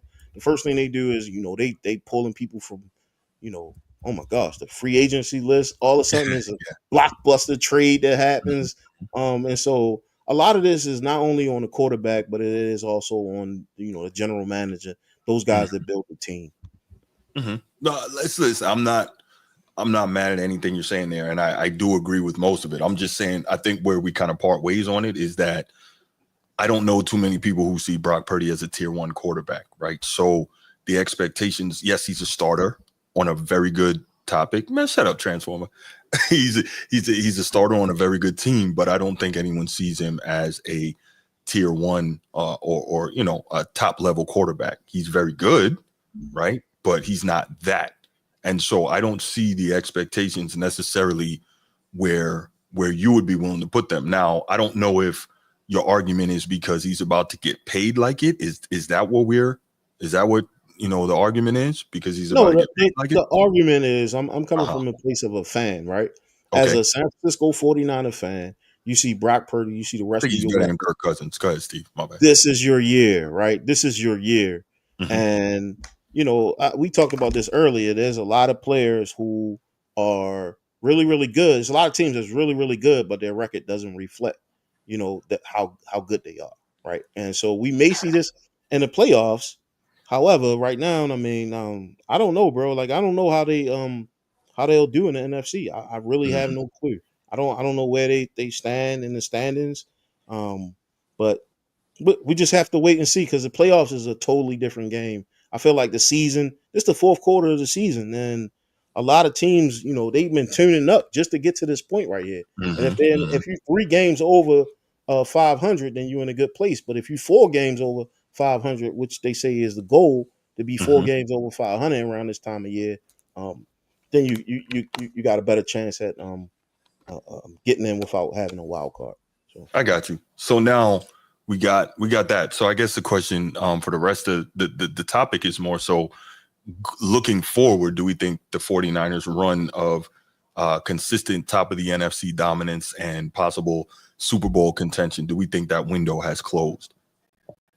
If the question is for me, I know Transformer hasn't really had time to really say anything, but the question is for me is if you see how the Lions played this week, I think Thursday night, and how they was able to, you know, go against adversity and beat the Green Bay Packers, who was an extremely hot team. How can you even put them above them? You know, like personnel wise, I can see that, right? Like these guys got like all the glitz and glamour that it takes to be a tier 1 team, but you know, how do you put them above the Lions and even the Packers? Right? That was a boom play. Like it could have went any way. That game could have went either way. It was extremely entertaining, and for me, that was the game of the week. On Thursday, that's crazy. On a Thursday, listen, I was talking to somebody. I was like, "Yo, Amazon Prime and stepped their game up." Playing, right? Yeah, they've been putting some good Thursday night games. It'd be like the Cowboys and the Panthers or something. That's because we gave him hell from what they gave us last year. That's right. Yes, sir. We gave him hell. They did well. Nah, so it's definitely going to be interesting, man. I think, and you know what? Let me say it right here. Let me give shout out to Bruce in the chat, because I think a few weeks back he was the one who, I think he called in and he said it. He said, "Remember, I said it first. The 49ers are done in the NFC," and I believe he said, correct me if I'm wrong, Bruce, I think you said the Lions are the team in the NFC going forward. I think you said that. Correct me if I'm wrong, but I know you were the first one to say that San Francisco's done in the NFC. So definitely want to give you a shout out for that. Definitely. But yeah, man, it's tough, but the NFL is not made for teams to stay at a high level and super productive for year after year after year. It's just not the way free agency works, the way the salary cap works, obviously with injuries, all that. The NFL's not built for that. And it looks like, not for long is coming to fruition in San Francisco. So they can't get away with not paying Brock Purdy. They're going to have to do that. It's just a function of how they're going to be able to build the team after they do it. And we also know that Kyle Shanahan is a real outstanding coach. Maybe up until the championship level, right? Yep, there you go. You did say it. Thank you, Bruce. That's right. You did say it. So shout out for that. But yeah, so I think it might be a wrap for San Francisco, at least for a little while, till they figure out something else. We'll see what they're able to do. We'll see what they're able to do. You got anything else? So are we gonna say, because the question is, are the 49ers done? Mm-hmm. Are we saying done for the next couple of seasons, or we're saying done for the as foreseeable future, not just this year? Oh, that's crazy. For the foreseeable future. I'm sorry I wasn't clear with that. This year, sir. This year, I mean, foreseeable future. That's so I think that's where G is kind of throwing it a little different direction. Yeah, CMC, without a CMC, right? Like you think of where he was in a running back standing last year compared to this year, bro. Like that production, that means a lot, especially when it comes to a balanced offensive attack. Like this dude got hurt, and so how do you come back from that? He came back extra early, went to Germany and talked to some guys. They gave him some injections or something. Yeah, he went to do the thing Kobe did, the blood spinning for his knee. he got married early this year, and so not to say that that's the reason. His wife is definitely beautiful, and I can understand women weaken legs. Standing. Zion Williamson know all about that. Oh. Yeah. Man, I didn't even hear what you just said. Yeah, we're gonna leave that over something funny. Oh man, we're gonna leave that. Let me focus. Let me get back. Yes, focus. Yeah, go ahead, G. That's for both of us. Just without having the ability to put 8 in the box, I think it changes the dynamic of the passer. And now he has to be a true quarterback and make those passes on a dime versus having a CMC in the backfield and attracting that much attention. So it ain't much to these 49ers, bro. Like, Purdy gonna get hurt every year. They gonna sign him. He gonna give him a bunch of money. He gonna get hurt every year, just like he been getting hurt because, he might be a little fragile, not drinking milk, but I digress. I think having a solid running game is to his advantage. And I just don't understand why. Isn't that to everybody's advantage, though? Just about every quarterback, isn't that to their advantage? Just about. You got Superman like maybe Josh Allen and Lamar Jackson, but most quarterbacks and Patrick Mahomes, most quarterbacks having a running game is to their advantage, I'd say. Well, Brady had a lot of successful years without a dominant quarterback, right? But when you start looking at these tier 2 quarterbacks, right? The need for that beast in the backfield is almost like without him, you won't even notice them as quarterback. He's just a game manager without him. Yeah. But it's always two sides to this coin, right? Like you also need to have that mature and dominant defense in order to be successful. I thought when I look at Green Bay this Thursday, because I think that was the last football NFL game we got to watch. Their defense is pretty solid, man, and I think I would put them above the 49ers versus the Packers. Okay, going forward, for the next few years. Okay. They have a lot to build on. And athletic, I think so. Yeah, they got a lot to build on, man. I'm not saying that the 49ers can't. I don't think they're in a position where they cannot it just all depends on how well the offensive coordinator is able to work with what these guys got. I feel like they went away from some of their strengths when it came to Deebo Samuels. Like he was always almost a highlight of every game. I don't think we're seeing that enough, right? Like that yard after catch, his yak was crazy. And now I'm not sure we're seeing that after Brandon Ayuk got signed.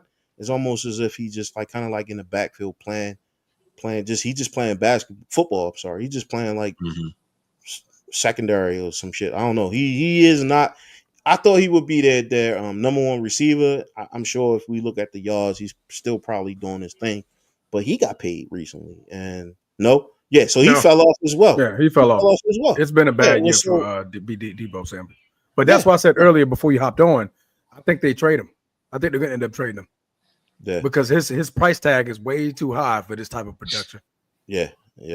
So in order for them to take on Brock Purdy's contract, you can't have two $27+ million receivers, $20 million running back, $30 million left tackle, and a $60 million quarterback. You have a defensive end. Nick Bosa just got paid. You got Fred Warner, who's paid. You got the Lenore, the cornerback, just got paid. Hufanga got to get paid. That's a lot of money. That's a lot of money. They doing Golden State numbers. They just pulling stuff out of nowhere and just making the money work. But you're eventually going to have to look at that $60 million that Brock Purdy's got to get. You got to cut hair somewhere. Somebody got to get cut bait. And I think that's why you draft Ricky Pearsall out of Florida, because you're looking for that next Debo. You got Brandon Ayuk, so you got younger, right? And Debo just hasn't been healthy enough to, give you that type of production. So, and then they got the upcoming draft. They're going to be able to draft up in the high teens this year. So, they got an opportunity there to even replace Deebo Samuel a little bit further. Great point, Transformer. Really, really great point. I think just piggybacking off of him, what they do in the draft is going to determine how well they do next year and the years to come. There we go. All right. So let's do this. We will open up the phone lines, 904-219-8264.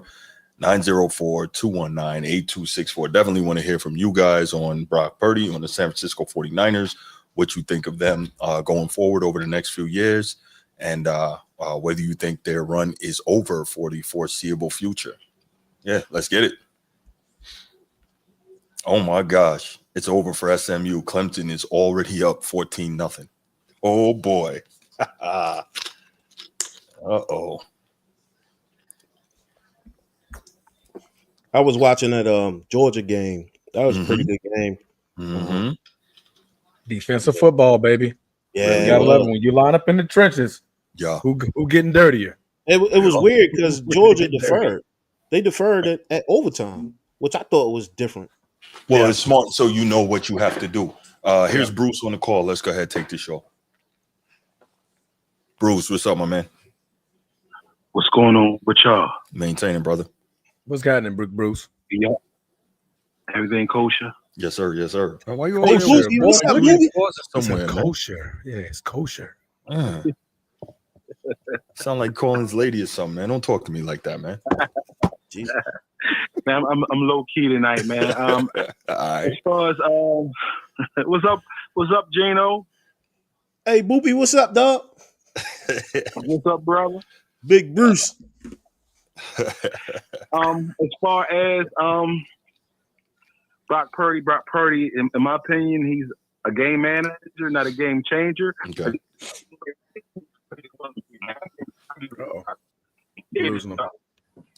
Can you say that again for me? You was breaking up, man. Say that again. Game manager, not a game changer. Go ahead. He's a game manager, not a game changer. But the kid is tough. He's played well in big games. He showed me a lot last year.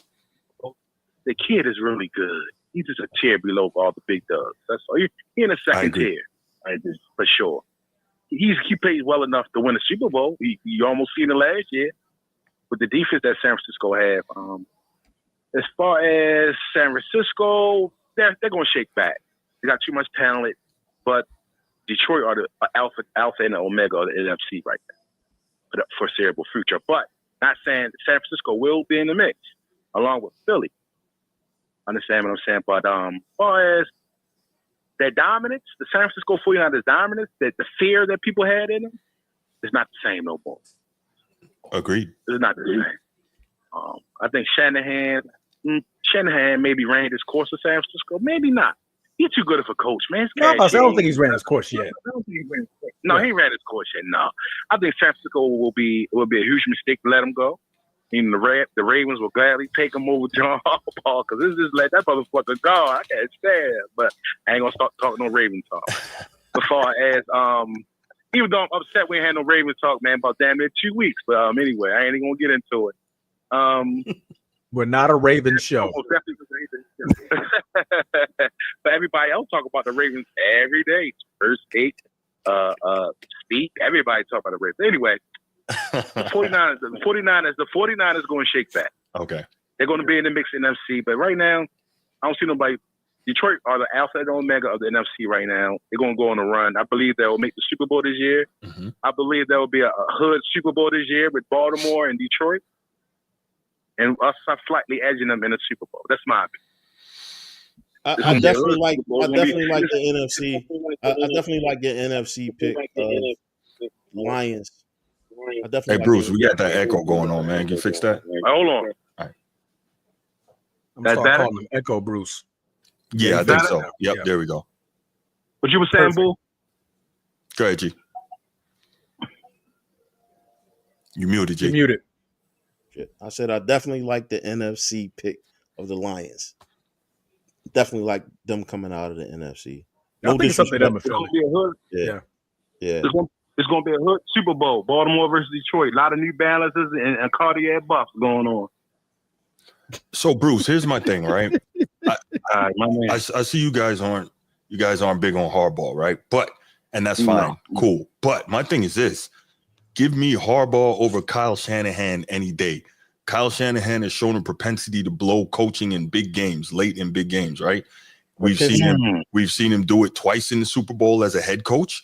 We've also seen him do it in the Super Bowl as an offensive coordinator, giving up the largest lead in Super Bowl history, right? Blowing it. And so go ahead, bro. I'm sorry. No, you good. I was just saying, man, give me Harbaugh because at least he's proven that he can win one. So I'll take that. No, is he perfect? Does he allow Todd Monken to do crazy stuff? Yes, but at least he's a winner. Kyle Shanahan is now choked 3 times. So what's up, Salam? Sneed, Salam, brother. But Salam, I can't I can't say I'll take Kyle Shanahan over John Harbaugh. I can't do that. Well, you can't give Shanahan the sole blame of that Atlanta thing. Goddamn defense got to play defense. Damn, he gave you 4 touchdowns. But as the OC, he could have put that away, though. He could have put that away, but he wanted to get cute, just like Todd Monken. When these guys want to get cute, they end up losing. I think when you get cute. Oh, go ahead, Boo. I think when we look at when we start to assess these coaches, that's totally different from assessing the quarterbacks, right? Andy Reid has everyone's number, the same way Bill Belichick had, and he always owned John Harbaugh. So it's different, man, right? Like the quarterbacks, they gonna come out, they gonna play, they might put up big numbers, but at the same time, like being able to manage the game as a coach is different from managing the game as a quarterback. I will tell y'all this here. From Baltimore Raven fans and San Fran fans, y'all will be happy trading each other because both of y'all don't like your coaches. Both teams will be happy. You know, San Fran fans, they like, man, Cal got to go. He keep blowing the damn game. Keep blowing the game. You look at Raven fans, they're like, man, this man John got to go, bro. John got to go. Bro, it's like a slow week when it comes to these plays, bro. Like some of these plays should never be picked during a game plan against some of these teams, bro. And that's where me and John kind of like we don't see eye to eye because I see too much of this tight end screen, this wildcat bullshit. Like it's certain plays and it's certain like times of the game where I'm not even a football coach, bro. I'm like, you didn't have anything else out of the 700 plays that you could call, but you decided for this one, like this is where you bring your best to the best. And so, I can't speak for 49ers fans, but if it's just game management, game plans, like I don't know if that's a Kyle Shanahan thing, But for us, that's definitely a big vulnerability when it comes to these games. It's just like no oversight on what Todd Monken is doing, and he's only been here his second year. But there should be a little bit more QA going on, and that's his Achilles heel when it comes to a Ravens fan. I think I speak for everyone. Like, he's going to go for it on 4th and short. Why wouldn't he?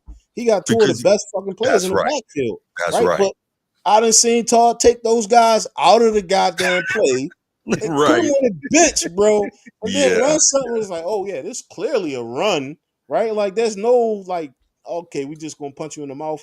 We haven't been punching you in the mouth. I digress. Anyway, I'm gonna let you get your time in, Bruce, man. And I'm gonna sit over here. I'm gonna mute myself. That's 14-3. That's some but yeah, man. Yeah, I think truthfully, I think Purdy is a game manager, but he's a tough quarterback. He's tough. He's winner. He could get you some places. And I just feel like Detroit they run an NFC right now. So I'll call you guys back on the next topic. No doubt, brother. Appreciate the call as always. All right, bro. All right.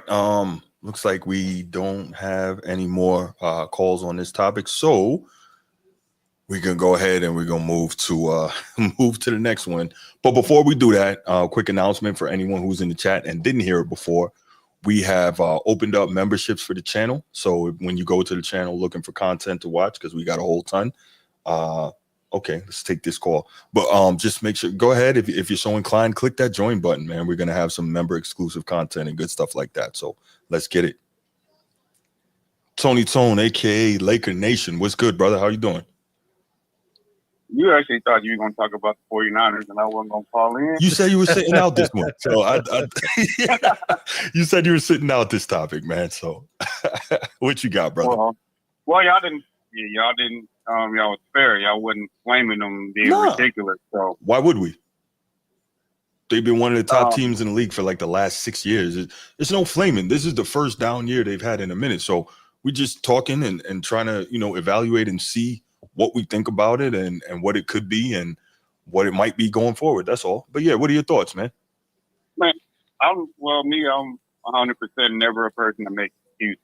So I'm not going to start today. Okay. It's just been one of those retarded years for us that just make you want to throw your remote at the TV. But I don't do it because, I don't feel like going to the store and buying another one. Right. Facts. But yeah, this season has been ridiculous. I'm not on the fence of saying fire Shanahan, but he is. I don't see the best coaching from him this year. I know, granted, I haven't watched every game because I've been busy, but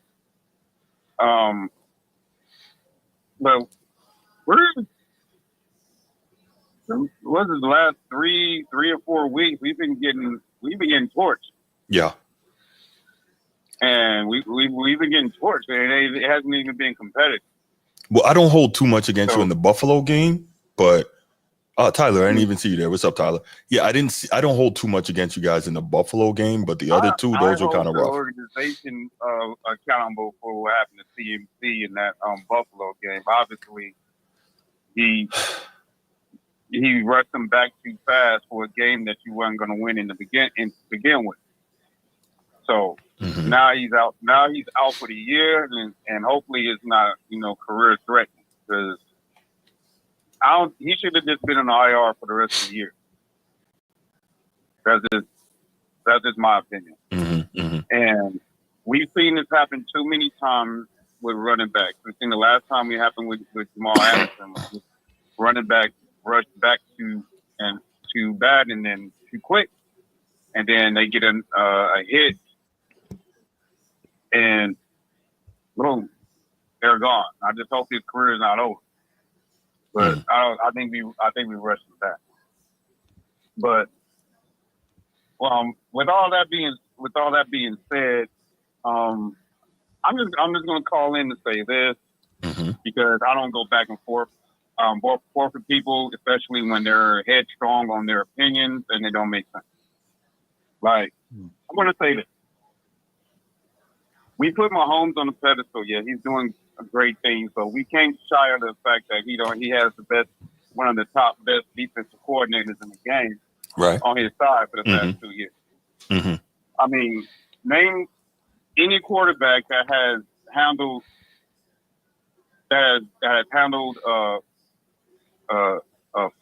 what do you call that? Well, he's good at throwing blitzes where, he always throws that extra man that comes untouched. Name a quarterback that can handle that really well. That can handle the pressure really well? Yeah. No, that handles that weak side blitz that comes in free. Oh, okay. That the quarterback don't see. I mean, that's what stopped us in that Super Bowl and what held us to a field goal. Mm-hmm, mm-hmm. Right. But Purdy's being criticized because, he's not forcing Hail Mary plays. I mean, that don't make no sense.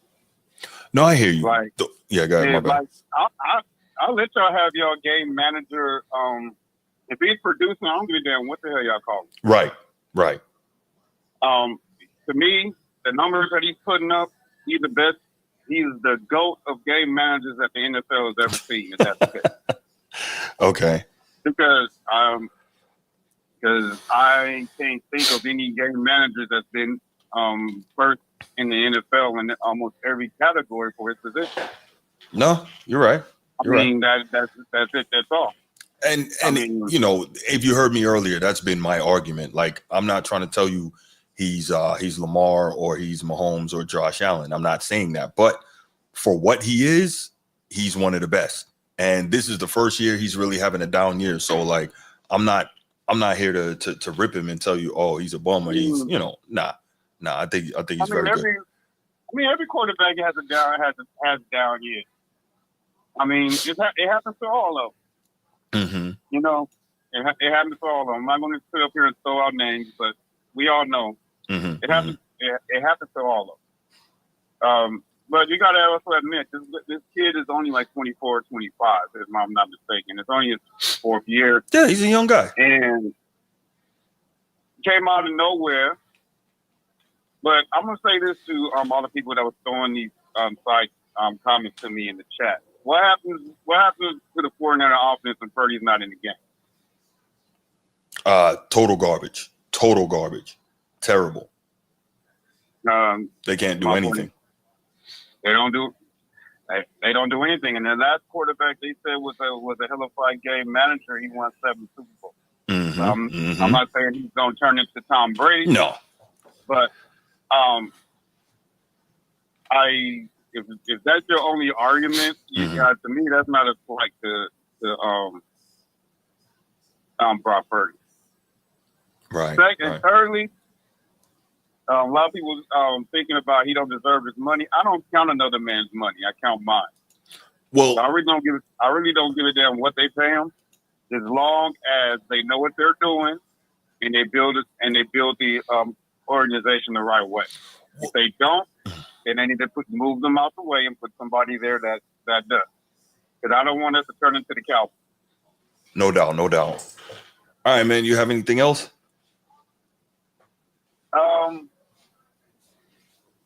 I do. On last thing is I'm not sold on the Lions. Everybody else is, but I'm not sold. Okay. Because the playoffs it's a different story. It is. They were young. They're a high-powered offense, but in the playoffs, I've seen time and time again high-powered offense get slowed down and become a slugfest. Now, if they can pull out a slugfest, then I'll be the first person to call out here, call into the podcast, and say I was wrong about the line. But I think Green Bay is gonna give them problems. They face them. I don't think they don't want to see them in the playoffs. And I think the Eagles is gonna give them problems. Anybody else, they'll probably walk through. But those two teams are going to be their biggest problems in the playoffs because Green Bay is legit from what I see. And Jordan Love is not getting all the respect he deserves. There you go. And on the AFC, it's going to come down to Baltimore and the Chiefs again. And this time I want to see Lamar and them boys pull it out. I'm tired of seeing that ugly-ass KC red helmet in the Super Bowl. There you have it. There you have it, man. I appreciate the call. Steve, Yeah, I'm not gonna comment no more on your take because those comments are one-sided bias because for some reason you don't like Brock Purdy. So I respect your opinions. I'm not gonna respond to them, but they kind of, when it comes to Brock Purdy, they kind of off and slant to the side. There you go.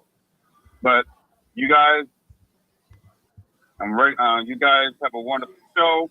Thank you, man. I appreciate it. I want to know what your membership sound like because I want to become one. And no doubt, keep doing what you're doing. And let me know what you need to do to keep help your platform grow. It's a great job. I appreciate that, brother. I appreciate it, man. We'll talk. All right. Great call from Laker Nation. Appreciate that. Okay, so all right. Let's go. And well, we know what time it is.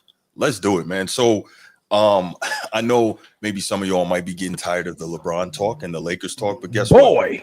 Listen, I would rather not do it as well. But what? This is the hottest topic in sports media right now. Are we right? I mean, let's be real here. So we got to cover it. The Lakers are doing a lot. LeBron is doing a lot. JJ Redick, Bronny, there's a lot of tentacles to this thing. So we can take these discussions a whole lot of ways, right? We got Laker Nation in the chat. We got Laker Hat in the podcast on the panel. So, we got some Laker stuff to do here. So this is the thing, right? Obviously, all right, let me go ahead and get it started. I'm gonna get it rolling because you all know how I like to start with a little history on things, right? Time out. What you got, brother? Before we get this man started real quick, guys. Yes. We see about 14 people viewing up in the chat, man. Make sure you guys hit that like button. Don't forget to share, subscribe. If you guys got other Laker fans, other LeBron lovers or haters, because apparently there's both, right? Lovers or haters, have them tune in to these next two segments, okay? Because we're about to talk about the Lake Show, LeBron, and everything else under the sun when it comes to those guys. So tune in. Don't forget to like. Bruce, you got it, brother. Okay. So this is interesting, right? So, and this is actually so this is funny because Transformer and I don't know if we were on the show or if we were talking offline recently, and it was something about, I think Transformer said something along the lines of LeBron needing help. You remember that discussion? And I said, LeBron needing help for this season? I said, what do you mean he needs help? And was it you? And whoever I was talking to was like, come on, bro. He's 40. Yes, he can't do it like he used to. He needs help, right? Was that you? Yeah, I was not as aggressive, but I did say at this point, like the team needs help. Yeah. Okay, so here was my thing, right? And this is where I'm going with this, and you will see how we're going to tie it all together. So LeBron James is about to be 40. Is he 40 now? No, he's going to be 40 in a couple weeks. About to be in a couple weeks. He's going to be 40 in a couple weeks, right? Yeah. And we know, without question, we have never seen a 39-year-old play at the level LeBron James is playing. Correct. That is a fact. No argument there. I'm not trying. That's a fact. We know that. We've never seen that before. So LeBron is doing things we haven't seen before. LeBron is putting up numbers we haven't seen before. LeBron is continuing to build on his career-long statistical dominance. But there was a time when LeBron was younger, when putting up these big numbers would lead to winning and lead to success.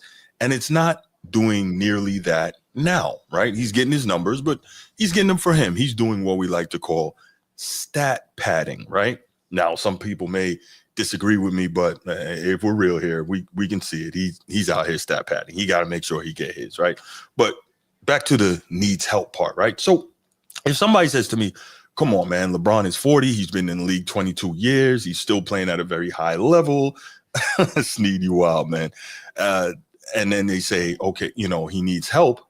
Okay, you know what? I think I can give you that, right? I've been doing a lot of thinking about Transformer. I think I can agree with you that at nearly 40 years old, playing at the level he's playing, with the mileage on his body and on his legs, he could use some help, right? Cool. He needs help. Except that got me going back looking through LeBron James's career. So let's talk a little bit about LeBron James's career. He comes into the league at, what was he, 18, 19 when he came in the league, right? Came in the league, 18, 19. And obviously being a number 1 overall draft pick, that means that his team wasn't very good. So he didn't have enough help, which is understandable. He didn't make the playoffs his first 2 years because, again, he didn't have enough help. Okay, cool. I got it. Didn't have enough help, didn't make the playoffs. Early in his career, had a bad team around him. Makes perfect sense. So now if we count, that's first came in the league, needs more help. Way out of the league, needs more help. That's 2. I want y'all to keep count for me, okay? That's 2 times he needs more help. Then 2007, what's that? 4 years into his career. 4 years into his career, he beats the Detroit Pistons in the Eastern Conference Finals with one of the all-time great playoff games with the 48 special, 25 straight points. And he goes to the NBA Finals against the Spurs and gets smoked. And to the point that people say, well, he and his team weren't supposed to be there, so we're not even going to count that loss against him. He didn't have enough help. He needed more help. But go ahead. Okay. He needed more help. So we're counting now. That's 3 times, right? So way into the league, first championship run, way out of the league. Cool. A year later, 2008, the Boston Celtics put their big 3 together, right? And they beat him in 7 games in the Eastern Conference semifinals. But, but he just didn't have enough help. He didn't have enough help. They stacked the deck, but go ahead. That's 4 times now. He didn't have enough help, right? Okay. Didn't have enough help. So then in 2010, he meets up with those same Celtics again, right? I'm not even going to count 2009 when he was supposed to go to the finals against Kobe, but couldn't get there because Dwight Howard and the, basically no-name Orlando Magic knocked them out of the playoffs. So I'm not even going to count that. But 2010. Okay. No, Yo, 2009 LeBron was crazy though. Yes, Cuz was on demon time, bro. Like, but I'm sure he didn't have enough he help. Getting that motherfucking paint short is a highlight. Like, That's you right. cannot deny that shit. Like, as a player, But what could he do? He didn't have enough help. But that's cool though. Okay, but that's the problem. In fairness, name his compadres. Okay, there you go. That's right. He didn't have enough help. He had nobody there though. I'm agreeing with you, Transformer. He ain't have enough help. Let's get overcome. That's 50. LeBron was crazy. Okay, that's cool. So then we move to 2010. Okay. 2010 Eastern Conference Finals, right? He gets beat by the Celtics in 6 games. Celtics big 3: Paul Pierce, Ray Allen, Kevin Garnett, and maybe even call it a big 4: Rajon Rondo, who was an all-star and 3rd team All-Pro at the time, I think, at the point guard position. So LeBron James just didn't have enough help.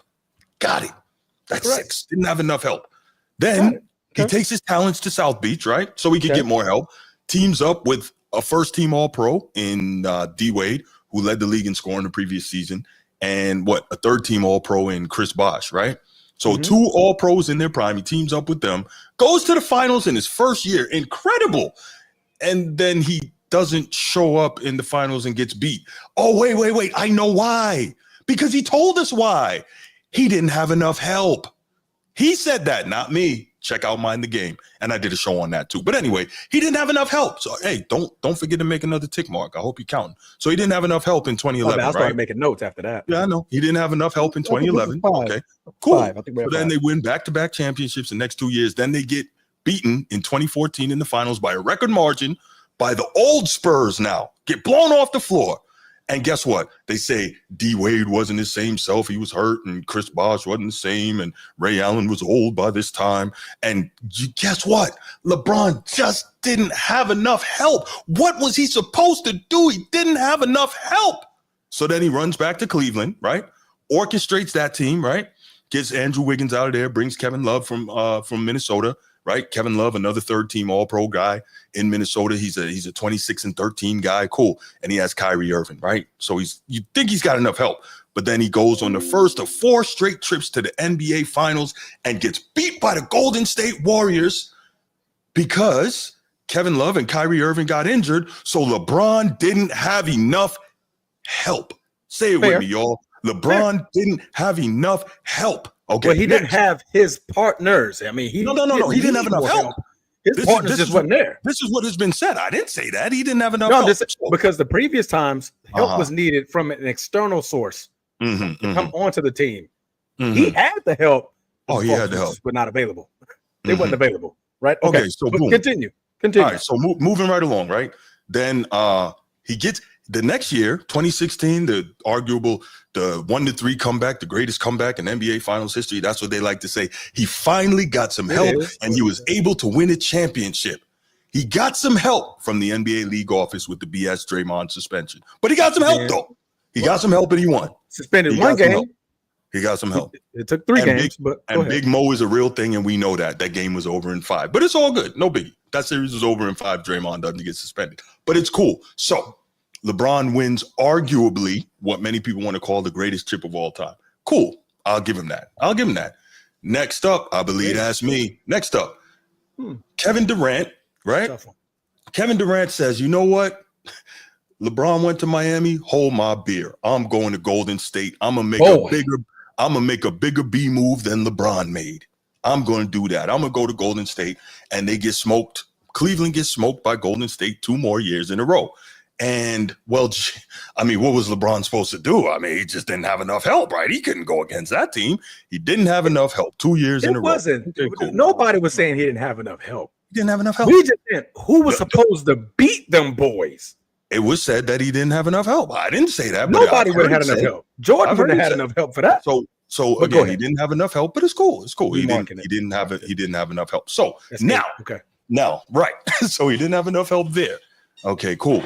Then after he gets beaten 4 times in a row in the finals by Cleveland, he decides, you know what? I brought a chip to Cleveland. I did what I said I was going to do, which was incredible in all seriousness because Cleveland had, as a city, they had never won a Super Bowl. They had never won an NBA title, and he delivered that. And especially, being like the semi-hometown kid, got it. Cool. Yeah. Next up, I believe that's me. Get on the mic for the symphony. All right, so moving right along, he goes to LA, right? Mm-hmm. And he gets half of the young core out of there, right? He gets the young core out of there. He ends up getting Lonzo Ball out of there. He ends up getting B.I. out of there. The second year. The second year, right? So the first year, I don't even think he finished the season, right? He got injured. No, he got the foot injury happen. Right. So then the second year, he gets those guys out of there, and he brings in AD, right? Because he, needed more help. So he gets AD in there.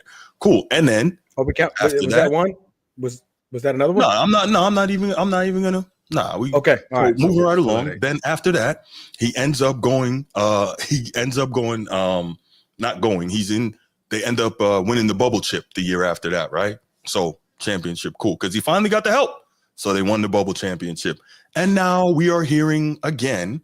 We're now hearing what? That LeBron needs more help, and I didn't say it. Count it. I didn't say it. Yeah, you count that. No, that's not. That's what we are hearing now from the mainstream sports media. So I find this all very, very interesting. So I'm gonna play this clip, and when we come back from the clip, G, you go, and then Transformer, you go. We'll talk about it, and then we'll carry on from there. All right? Okay, gotcha. Cool. A lot to digest there. But Mr. Wilbon, it's been a while since you've been here on this show, but we've heard you on PTI. You've been calling for the Warriors to maximize Steph Curry's window. Is Golden State just one player away, though, from doing that? Yeah. Okay. Yeah. The player plays right across the street, around the corner, right here. LeBron James. Let's cut to the chase with this. All those assets are great if Steph and Draymond were 31 and 32 years old, and you could sort of wait on them. And but they're not 31 and 32 years old. The Warriors, you said it, Malika. You're talking about maximizing now, tonight. They're not catching Oklahoma City. They're not catching, as Perk was talking some sense to me on PTI 2 days ago. They're not catching Dallas. They're not, with the personnel they have currently assembled. I'm not sure they can catch those 2 teams with the person I'm saying add either. But if you tell me, if anybody watched the Olympics, Brian Windhorst, this summer, and you saw LeBron James and Steph Curry play together, how can you not want to see that? I'm not saying it's easy. Wendy will tell us how possible, if it is at all. But you tell me at this point, the Lakers stink. All right, the Lakers are not going to do anything. The Lakers are not any good. You have AD and LeBron playing 90% of the games, and they're a 7th and 8th seed at best in the West. Is LeBron going to ride out another season like that? Why would he? Why does he need to? If LeBron James decides he wants to contend this season, you know what Wilt once did? He lived in L.A., but he played in Philly. So LeBron, how long did it take a G6 to get from San Francisco? You'd probably know. 27. A G6, 27. LeBron, you can't play in San Francisco and live in Los Angeles if you want to. This is tailor-made for those two guys to play together and finish their careers. That's why I love it when Wilbon's back in L.A. because I agree with you 100%. Because, look, Shams just reported they're on the market looking for a star. What star is out there that's going to move the needle so that they can actually have a legitimate shot at winning a championship that makes the most sense? They're looking for a playmaker, right? That's LeBron James. You need the size because the wing position is the most important position in the NBA. That's LeBron James. Now, I don't know what the numbers look like, but I do know this makes a lot of sense. I do know that LeBron, he loves playing with Steph. Steph loves playing with LeBron. And we know about the relationship that Draymond Green and LeBron James have. And we have seen it time and time again this season, the body language, the frustration with LeBron James, with his teammates. And how long is he going to take Rob Pelinka and Jeannie Buss nonsense for us them not moving the needle to get him some help? He had to think coming into the training camp, the Lakers are going to be better. That why would he now think that? Can see it. But why would he even the greatest stars have hope that aren't always realized. But I'm saying that right now, LeBron sees what they are, not what they could be. What seed are they today? I don't even. Have AD and LeBron missed any games? No. Okay. So they're playing all the games and they're not any better than this. Well, LeBron, we can sit here and see they can't catch OKC in Dallas. Can they catch OKC in Dallas? No. So where can he catch OKC in Dallas? So, called it. Called it. What'd you call? What did I call? What'd you call? Some point during the season, somebody is going to reference the Olympics. You did. Because them boys played great together. I freaking called it. Go ahead. Called it. I called somebody who's going to bring it up. Do it. Come on. All right, you called it. All right, G, go ahead, man. Go ahead. Your thoughts on this, because this always needing more help, man. I'm tired of this, man. I've never heard anything like this. I can't wait to talk because that's not fair. Let Transformer go first, please. Go ahead. No, this conversation is LeBron needing help. Wilbon and they talking about Steph needing help. You heard Perk say that the Lakers aren't giving LeBron enough help, right? You heard Perk say that, right? But the point is getting Steph the help, not helping LeBron.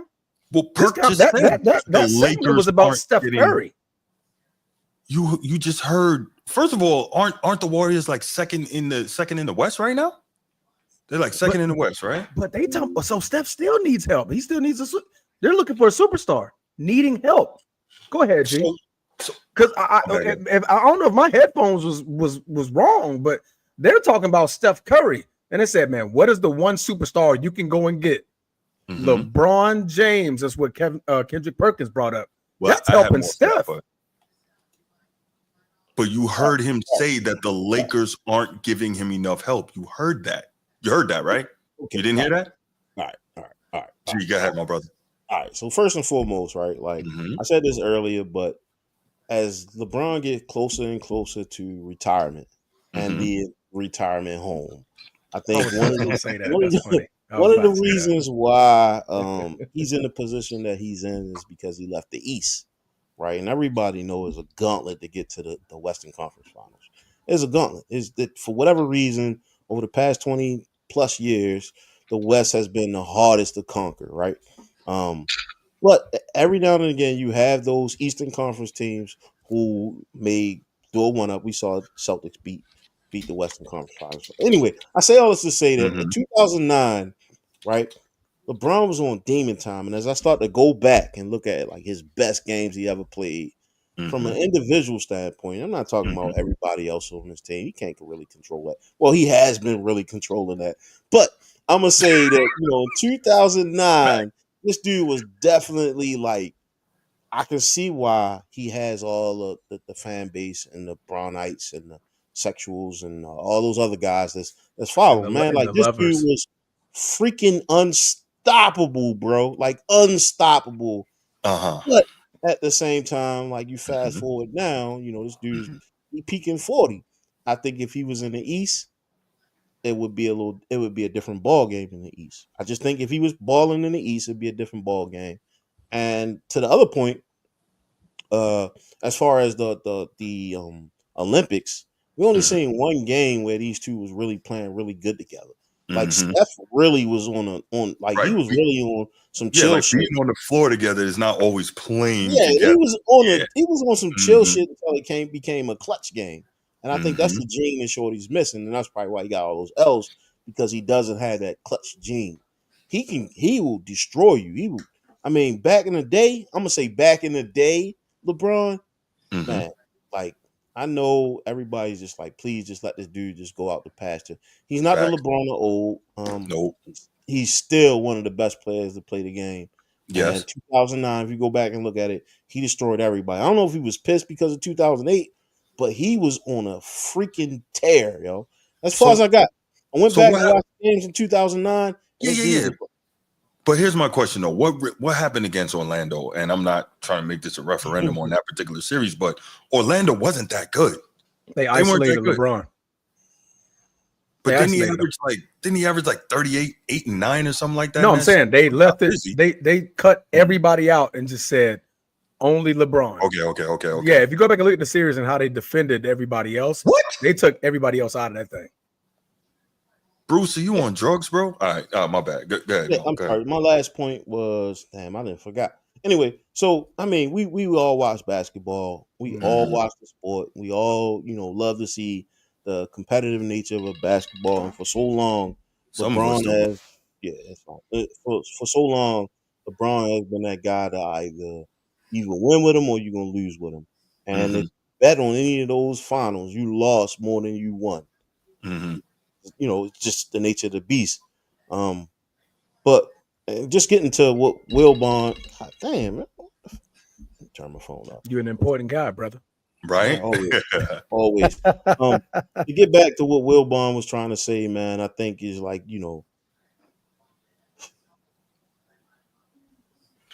it's both of these guys are seasoned and they're getting of age. And so we saw this when Kobe, was it Kobe? Yeah, it was Kobe, Shaq, Karl Malone, Gary Payton, like everybody, once they start getting up in age, they tried to create this team. And we saw how that worked out for them. Like they didn't win; they got bumped first round. And so I don't. What you go? No, we lost in the finals. We went to the finals. We lost to the Pistons. Yeah, to the Pistons. Let me say this real quick though, right? So, I think GP was a free agent. Karl Malone was a free agent. Karl Malone was, what was that, year 17 for him?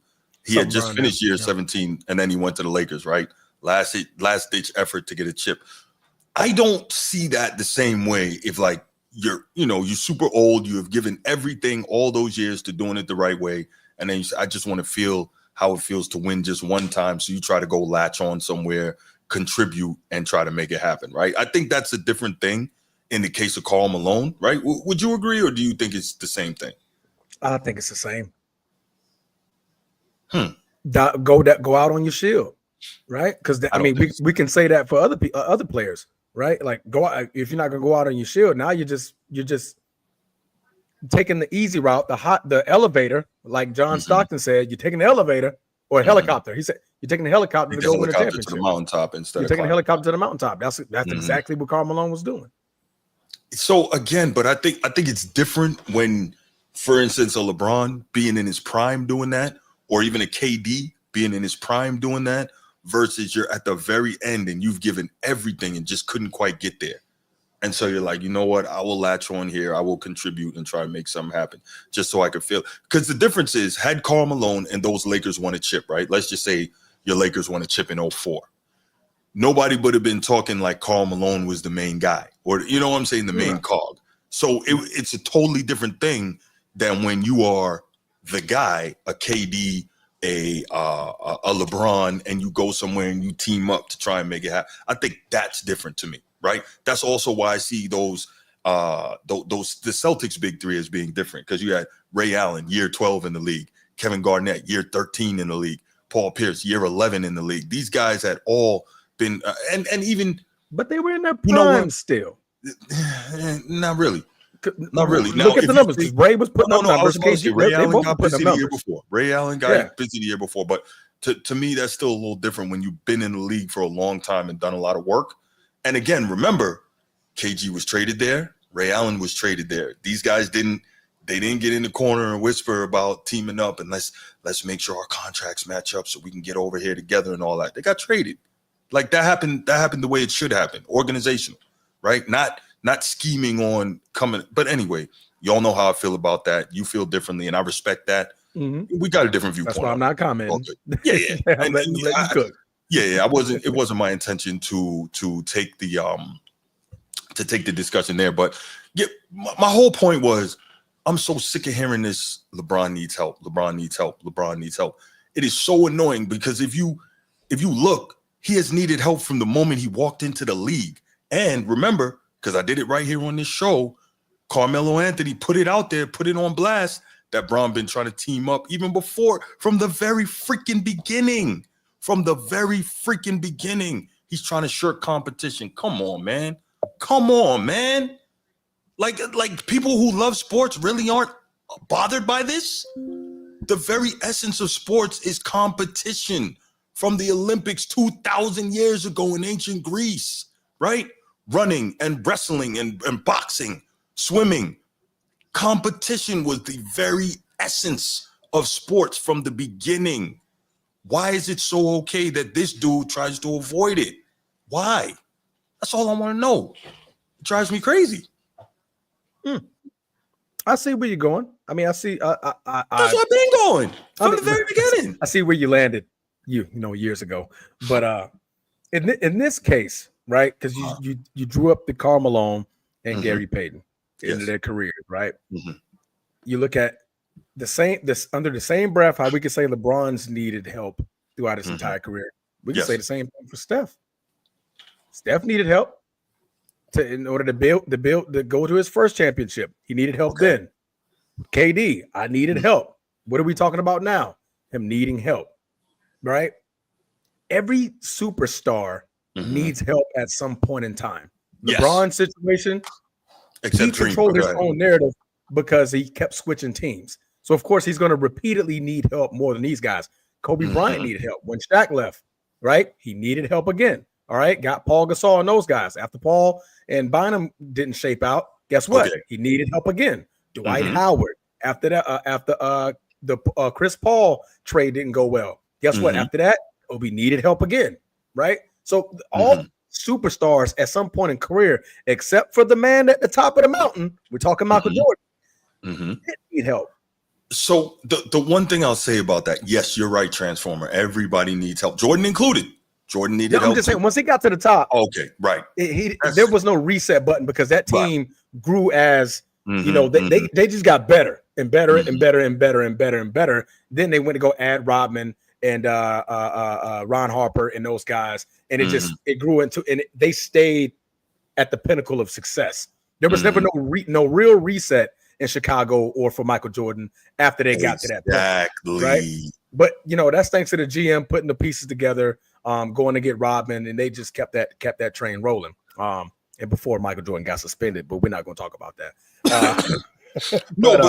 But here's, and I agree for the most part with what you're saying, but let's make it clear. Can we agree that no player of this level has ever needed as much help as LeBron does? Can we agree to that? Yes, everybody because he switched teams, Yeah, but even still, he always needs more and more and more. But think what about it. Doesn't though, Bruce? No, we've never seen anything like this. Can you agree with that?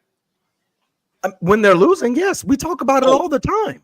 And by the way, you said what superstar doesn't? You know who? Hakeem, your dream. Am I lying? Am I lying? Go ahead, look at that 94 roster. No All-Stars. Granted, no that's All-NBA. the only title. Dream led him in everything. No, he's got two. Stop. I mean, to what? The only two titles that he got. Right? As great as Hakeem is, we may not have voiced it, but he needed help post and prior. Yes. He got his 2 chips and got up out of there. Right? Listen, but he needed it. He needed help if you wanted to get back to that mountaintop. No doubt. But the only thing I'm saying is you asked what superstar didn't need help to win, and I'm telling you, he didn't. He did it. He did the second greatest finals run of all time. And then he was content with where he was at. It's him in 95, not 94. And then he got content with where he was at. But shout out to the super chat though that just came up. Aisha Morris, man. We're gonna put that up there on the screen. Oh, I think I hit it in. I think you go ahead, brother. Yeah, you're gonna have to do it now. I think mine's moving around. Okay, I put it up and then you took it down. There we go. Agent Morris, man, I appreciate the love, man. Thank you so much for the super chat, man. And hey, if you should so feel like it, man, if you should be so inclined, we got memberships open on the channel. So if anybody's interested, make sure you join the channel. We will start producing some members only content.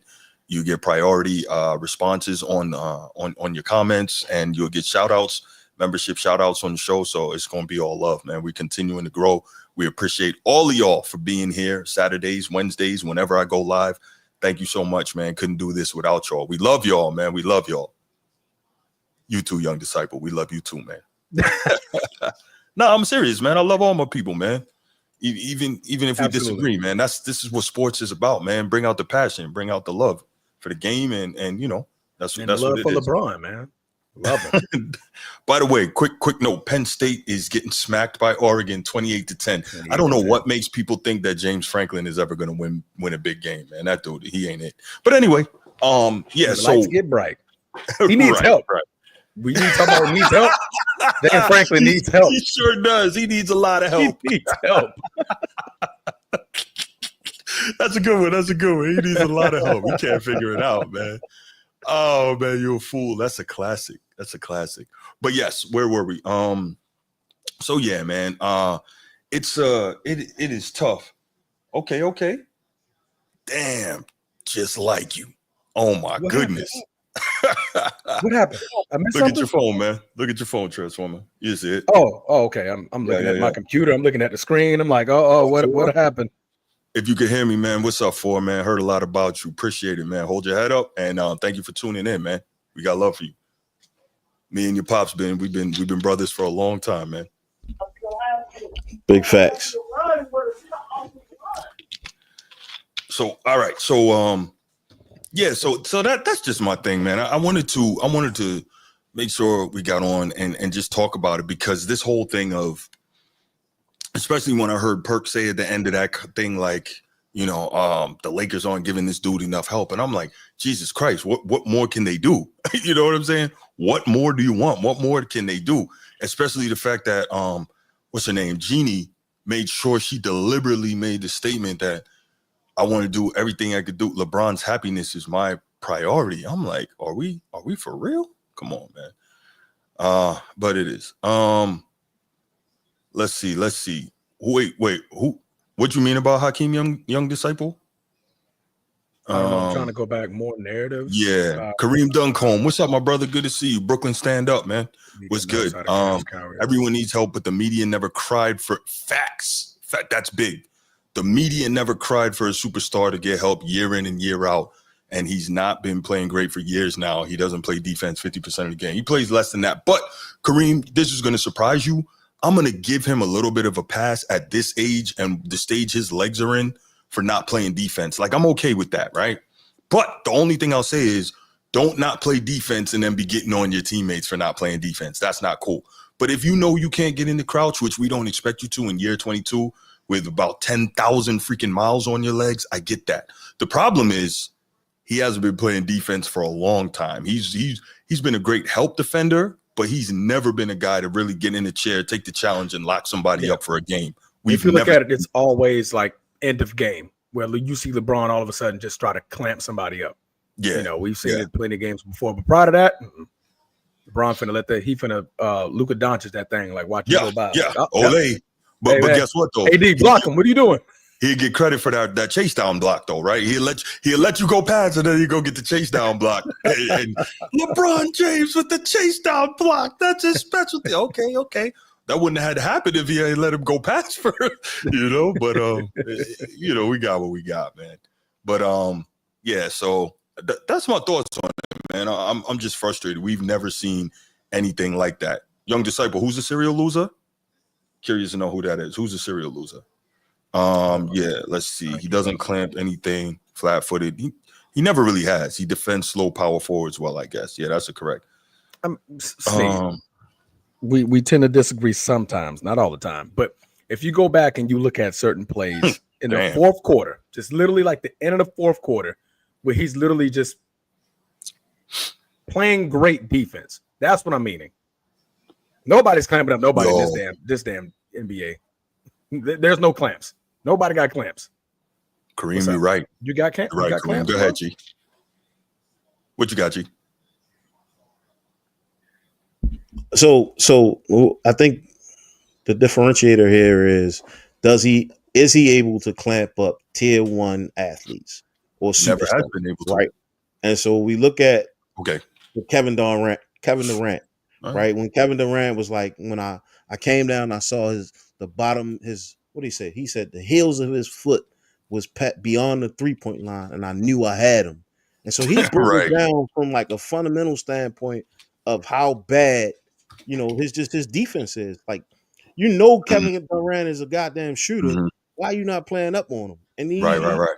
You go back and look at the tape, you're like, God damn, he was right. Like, but to openly talk shit about a superstar is like, to me, that's like, oh yeah, that's somebody challenging you, right? Granted, the season over, they won the chip, they hoisted the trophy, but next year, you know what I'm saying? Like, we not seeing him like clamp down or that fear instilled in a lot of these superstars. And I think that's why there's places for all these podcasts to top this man down, because on the other side of the ball, he hasn't been satisfactory. He hasn't been satisfactory. He hasn't stopped anybody who was considered a tier 1 guard. We only see him recruiting. That's it. And I think that's why there's so much room for debate here. Like, if he shut the door on everybody that he came through, then it's a different, because he's a superior athlete. Let's not get it twisted offensively.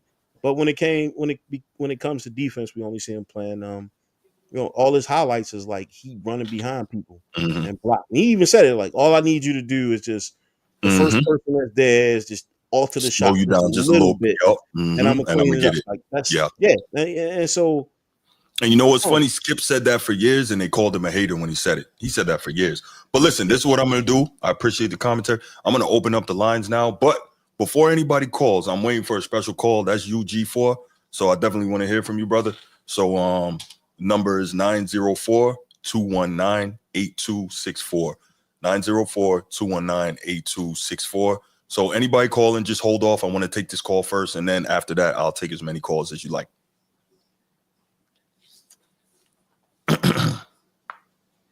Yeah, so while we wait for that, so Hakeem's serial loser, that doesn't make sense. He's 66% in the finals. LeBron is 40% in the finals. So yeah, that doesn't add up. But it's all good, I mean, we want getting there is the loser part. We want to talk about narratives, but I guess the narratives only work one way. So it's all good though. I get what he's saying, because he's saying out of all the years that he's been there, you've only gotten there twice. So that means you're a loser in every other season. I get it. He's been to the finals 3 times, Dream. And he also, if we're real, we know he did not have the help LeBron James has had throughout his career. Is that fair? Is that fair to say? Nor the help that Jordan had, did he?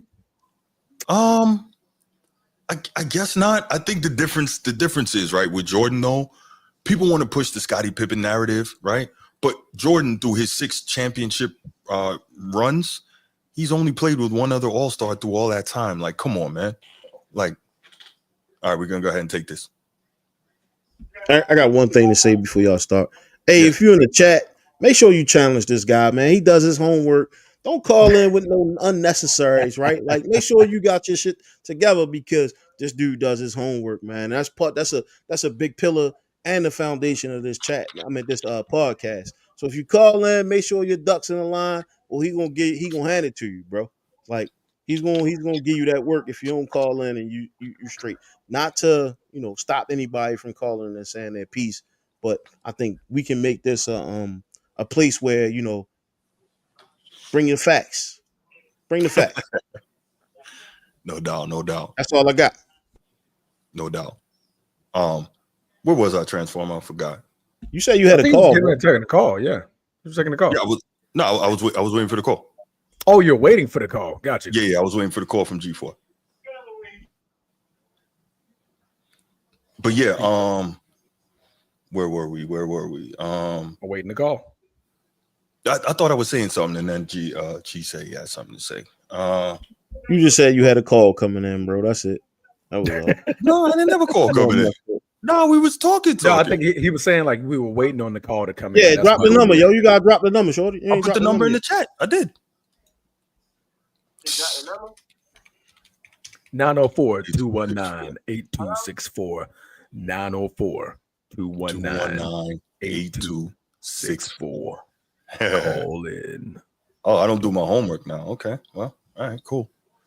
It's all good though.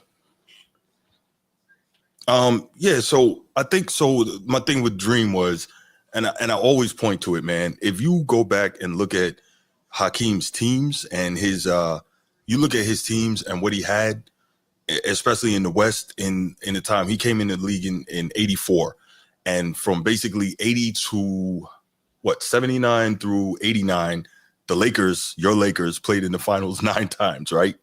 And they won 5 championships. They were arguably the most loaded team in the league, right? And then you look at Dream's rosters. I'm not sure what he was supposed to do there. You know, he just didn't have enough help. So what I see here is that if LeBron doesn't have enough help, that's okay. If anyone else doesn't have enough help, well, it's whatever, right? Is that how this works? Who's saying that? I'm not saying because you're we're saying talking about that. Steph Curry now. Other people are saying that. That's what I'm saying. I just find it interesting because, for instance, I see apparently in the chat, Hakeem is a serial loser. Okay. So was Wilt. So was Jerry. Right. The logo. Right. So was LeBron. I mean, realistically, retrospect, but the logo got was a 4, serial though. loser. He's like 1-8 in the finals, but You said what? I said realistically, the logo probably was a serial loser. He was 1-8 in the finals. Oh, that's So why I that mentioned. one's a tough one. That's why I mentioned. That's a tough one, but That's tough. I mean, yeah, that's tough, man.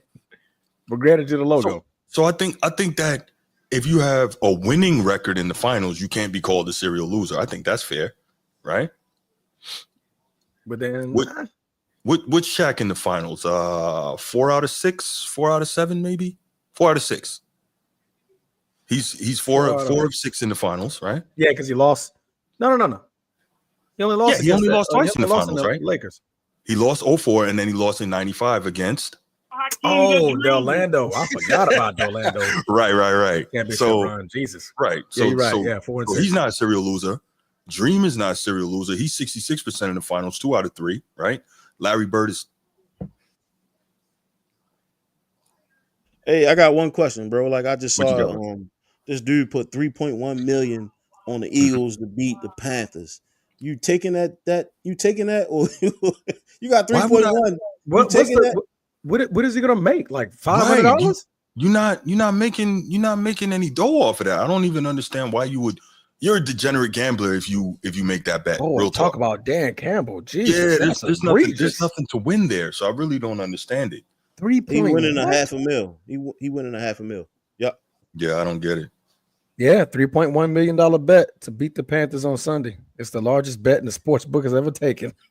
That's insane. I'm going with the Who Panthers. does that? I'm gonna change my pick. Panthers definitely about to win. Yo, my homeboy just texted me and said, Nike will fuel Oregon with unlimited money. They must be stopped. I mean, they already got unlimited money. You see them? They already got. Well, Phil Knight already said it. He said whatever it costs. You know, because he's in his 80s. He said whatever it costs. We don't care. We go and do it. He poured so much money into that team. Not calling, yo. So we got opening lines for everybody else, man. I bet. All right, let's go ahead. Open it up, man. Y'all know what time it is. Let's do it. Boy, pause. Ooh, my bad. Yeah, that was a little egregious. Let's go ahead and open it up, y'all. Like, what? What? Sir. Steve, what's up, my brother? How you doing, man? What up? What up, panel? What's up, G? What up, Transformer? What's happening? Superstar going up. What we gotta do, Sneed? What we gotta do? We have to start evaluating underachievers in these GOAT conversations. Mm-hmm. Can we do that? Mm-hmm. What we got? Okay, so who are we going to call underachievers? Guys that had immense talent. Mm-hmm. I'm talking about personally. They were personally gifted, talented, incredible, athleticism through the roof. Yeah. Let's talk about the guys who had the teammates. They had the talent around them. They had the coaching. They had the resources. They had the GMs willing to do whatever it took. Mm-hmm. So if we're real, then Sneed, it occurs to me, because the GOAT conversation it's not very many people in that thing. So there's really realistically only one person that could fit that category of underachiever in the GOAT conversation, right? Well, there's levels to underachievement, right? Okay. Like, we can start to speculate and give our opinions on how many rings they should have won based on the resources that they had available to them in their prime when they were the main piece, right? When they were the piece. And part of that, I think, also comes in when you consider how they did versus their contemporaries. That's the big one for who me. was winning chips during their prime? Who was sitting on the sideline while other guys were winning chips while they were in their prime? And they also had the resources and the teammates and the coaches and the GM support and all these things. That's what I want to talk about. Okay, let's hear it. Because the stats, they all have incredible stats. They're all in the top 5 of everything. So what the hell do I care if you got 34,000 points or 43,000 points? I mean, if you could tell me that somebody averaged 35 points a game in a playoff in a playoff run and it led to a chip, that's meaningful. Or you could tell me that a guy was averaging 3 blocks a game when the game was decided by 1 bucket. So I'm looking for those types of things. So underachievers, I think, is an important conversation. So I think Shaq is an underachiever. You got people putting him in the top 10 all time. I don't think so. He's in my top 10 all time. Yeah. Definitely. Okay. He's an underachiever. He probably should have 5 or 6 rings. As okay, I see what you're saying. Dominant as he was. You know what I'm saying? He had Kobe for how many seasons? 8. He had Phil for how many seasons? He had D Wade for that run. He and then I don't know, he stopped caring about being in shape and all this other stuff. Underachiever. Long time ago for that one. I see what you're saying, but to me, when you bring up Shaq, and I'll just make that brief, doesn't that tell you just how dominant he was, that he was an underachiever and was able to do what he was able to do? Yeah, but I'm not going to upgrade that. I'm going to downgrade that. Okay. Because I got guys who did as much with less, or guys that had less and did more. So Kareem had what he had, but Kareem did more. True. Right? True. And Will did more, but he has 2. What do you mean? Right. What do you mean by did more? Did more? Where does Shaq rank all time in all of those center records? So like most people have him in. Oh, okay. Points. Statistically, okay, I got you. Okay. Because he's got 4 rings, right? Okay, and Kareem has what, 5? 6. 6. Yeah, okay, 5 with the Lakers, 1 with the Bucks. That's what I'm telling you. Like these things, that the final nuance. It's not the stats. The stats are all there for all these guys. I have to start looking at other things, bro. Yeah. Come on, man. Yeah. We're literally talking about Tim Duncan. So in an era where athleticism was rewarded as being the most important thing in the NBA, he was killing everybody. Yeah, that's interesting, because I was just reading something the other day, and I think that Tim Duncan probably does not get his due for how dominant he was. That dude was a killer for a long time. And what I love about him is, like, because he seemingly had no ego, like he'd just do whatever the team needed. And that right there is really, really big. And that's what allowed the team to win for so long in so many different ways. Go ahead. He took multiple rings from Kobe. He took multiple rings from Bron. What are we talking about here? And he's got records. You know, he's in the top 10 for a lot of things, in the top 5 Yeah, for a lot of things. Timmy was a monster. Rebounds and games played and all this. He's an Iron Man until the very end, when he got that old and they start managerial games every minute. You remember the injury report of the Spurs? It would say, like, Manu Ginobili out tonight, old. Remember Popovich? Popovich was doing the starting load management. Right. But it's the final, those little nuances, like what made Hakeem a special player was the fact that he was so incredible on both sides of the ball. All these NBA players who couldn't shoot, could not get a shot off, had no bag, calling him up in the summer, teaching him footwork, including LeBron, who was basically pounding his foot into the ground and nobody's biting. You know what I'm saying? Yeah, so he calls Hakeem. Bro, Kobe calls Hakeem. Yeah. Kobe called Hakeem. MJ was watching Hakeem. What are we talking about here? And the guy played both sides of the ball elite. I think he's the second best two-way player ever. I do. The only thing Hakeem did that he never really fixed all that, the turnovers, man. You know, the passing, kind of lazy passing. I watched him very closely. He never really fixed that. You know, and it was residual from when the team was bad, and he felt like he had the press to do more, right? And it never really changed all that much. But during those finals runs, he put it all together. You know what I'm saying?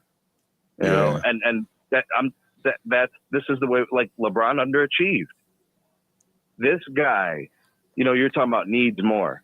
You had teams that were top 3 in 3-point shooting. I'm talking about LeBron teams. Top 3 in 3-point shooting. Top 5 in overall defense. Top 3 in rebounding. Top 3 in 3-point field goal percentage. When everybody was talking about analytics, right? The last 5, 6, 7, 8 years, all his teams had top 3 3-point percentages. And then they were losing. In the Lakers? In those important moments against those teams that had complete teams, right? But LeBron just wasn't good enough at the time. Like when I look at 09, when I look at 08, when I look at 07, and even when I look at 2010, he was not good enough yet. He was good enough in 12. Right. He was good enough in 13. He was good enough in all those years with the Cavs on the second run, right? Because he got one, obviously, right? But he wasn't good enough yet. In 09, he wasn't good enough? No, he wasn't good enough. Well, okay. All right. Explain how. Because, I mean, 38, 39, 8, and 8, that's tough. What outcome did he get? What outcome did he get? He lost. That's a team, though. He didn't lose. Like, the team lost. All of his teams were winning 66 games a year, 63 games a year. That is, those those you were way can have better whatever record you want. The Warriors were 73 and 9. What record did they get? They lost, right? Those teams, those teams were ranked top 3 in defense, top 5 in defense. That's true. Top 3 in rebounding, top 5 in rebounding. That's true. Offenses, top 3, top 5, top 3, top 5. And bro, he had 4 teammates that shot 39% or better from 3. Do you know? And what did they shoot against the Magic? Name it. And what happened to the Magic? They got their ass kicked by the Lakers. What does that have to do with LeBron? Because we're talking about LeBron. You're skipping ahead here. You're skipping ahead here. No. He's 39, 8 and 8, and you're saying that he's not good. What the hell? Well, Transformer, what Sneed is saying is that we can't just base it on his final points, rebounds, and assists for that series, right? Sometimes you got to watch the fucking games. That's what you got to do. No, but sometimes there's more to it than just putting up those numbers. I didn't see every dribble. I didn't see him choke against the Magic. He was useless against the Magic. He hit the one shot to win game 2. That was it. I think they lost in 6, right? They lost in 6. The man was useless, but he scored 39, 8 and 8. I'm trying to figure out that's tough. Okay, maybe That's useless tough. is a strong word, but Transformer. I think what we're saying, right? Hold on, Transformer. I think what's being said here is, don't you always hear about, despite Jordan's amazing scoring numbers? I don't necessarily subscribe to this, but the argument is, despite his amazing scoring numbers, when Phil came, Phil taught him that sometimes you have to do less to win, right? You hear that weird kind of discussion. I'm thinking perhaps this is what we're hearing when it comes to LeBron not being ready yet to win, right? Sometimes you have to learn that, you're putting up these big numbers, but there's more to it than that to actually win on the highest level. Because think about all that work that he was doing. And remember, he had to go to Miami so Dwayne Wade could teach him how to win. You see what I'm saying? Bruce, can I add to that? Yeah. Bruce, can I add to that? Okay, I'm watching LeBron right now. I watched every Laker game this season. I just want to speak to the games where they're losing, because the games when they're winning, it's not really that important. We're evaluating LeBron when they lose. What is he doing, right? Those games, he usually fills up the stat sheet most of the time. They don't need him to be a primary scorer. Their scoring and their offense is the same when he's on and off the floor. What they need him to do is lead. What they need him to do is play his share of defense. Bro, they're losing games to bad teams because they don't hustle. If LeBron made some hustle plays on defense, that becomes infectious.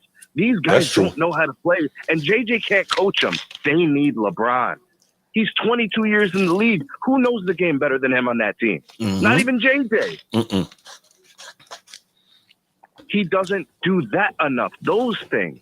Bro, this is his chance to actually add something to his legacy where he becomes a true team leader. Bro, people have been questioning his leadership his whole career. That is true. He can put an end to all that right now. But how? How would he put an end to it? This guy was an exemplary leader, an exemplary teammate, helping guys get better. He helped this guy along. He helped teach this guy. Bro, these guys are going to leave the Lakers eventually, and they're going to interview them. What was it like playing with LeBron at the end? They're going to tell the truth. Okay, so what does he need to do? What does the Lakers need to do for him to get that approval? What, win a championship? That's not happening. No. Okay, so what he shouldn't be doing is sitting on the end of the bench by himself. What he shouldn't be doing is reading stat sheets that they hand to him in between timeouts. That's what he should not be doing. Yeah. Who are you protecting? I don't understand this, bro. No, because what you're saying doesn't make sense at all. Because what you're saying don't even make sense. That's what I'm saying. First of all, you said the man was useless in 2009, which I'm looking at the numbers here. That shit didn't even make sense. That comment just made no sense at all. Useless, and you're scoring 39, 8, and 8 is just crazy. The outcome is the loss, is what I'm saying, Transformer. Yes, because it's a team effort. At the end of the day, you have to have a solid team to beat another team. But Transformer, isn't that a 66 win team? Yeah, that. And the Warriors were 73-9. So at that point, the Warriors were 73-9. That Cleveland team is the best ever then. By that statement, right? By that statement, they won 66 games, right? No, what? No. They won 63. They won 61.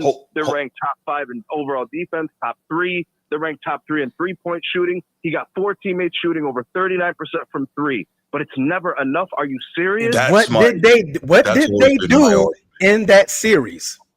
Name it. I'm looking dead at the numbers right here. This is when you can't fool me with that nonsense, because what did they do when the shit hit the road against Orlando? Because that's the first one that we were talking about. What did they do then? What did they do? He wasn't good in the Orlando series. He had bad games. You're going to tell me because he scored a lot of points that makes it a good game? All right, I'm done with him. I'm done with this guy. I'm done with him today. So the only way a person has a good game. So LeBron, who played last game, I just want to talk about the last game because it's important. It's like a case study. LeBron had crazy stats last game, and they lost because LeBron had 5+ turnovers, because LeBron is tired, because he's trying to play all these games, because he's trying to play 40+ minutes in the game. Like, I get it, bro. He wants to be this, and he wants to be that, and he wants these numbers. This team needs something different. They need something different from him. They're not getting it from it, bro. You better listen. This Lakers team can spiral out of control once AD checks out. If he gets injured or if he checks out mentally and this shit hits the fan, this team will lose 10+ games more than once in the season. We've been there already. We've been there. AD is a defensive anchor. You lose your defensive anchor, of course you're going to look bad. That's just common sense. Bro, but even he is starting to look apathetic. You watch him defensively. You can see that for real. These guys don't know how to switch. They have no plan. They have no defensive philosophy on switching. They don't know how to go under a screen, over a screen. They don't know how to commit. You saw what happened. Bro, Trae Young was ice cold, as in he couldn't hit anything. And they gave him exactly what he wanted, an open 3. I think Reddick even talked about that in the post game. That team is not coached well. JJ can't coach them. He can't lead them. He doesn't know how to get through to them. LeBron can.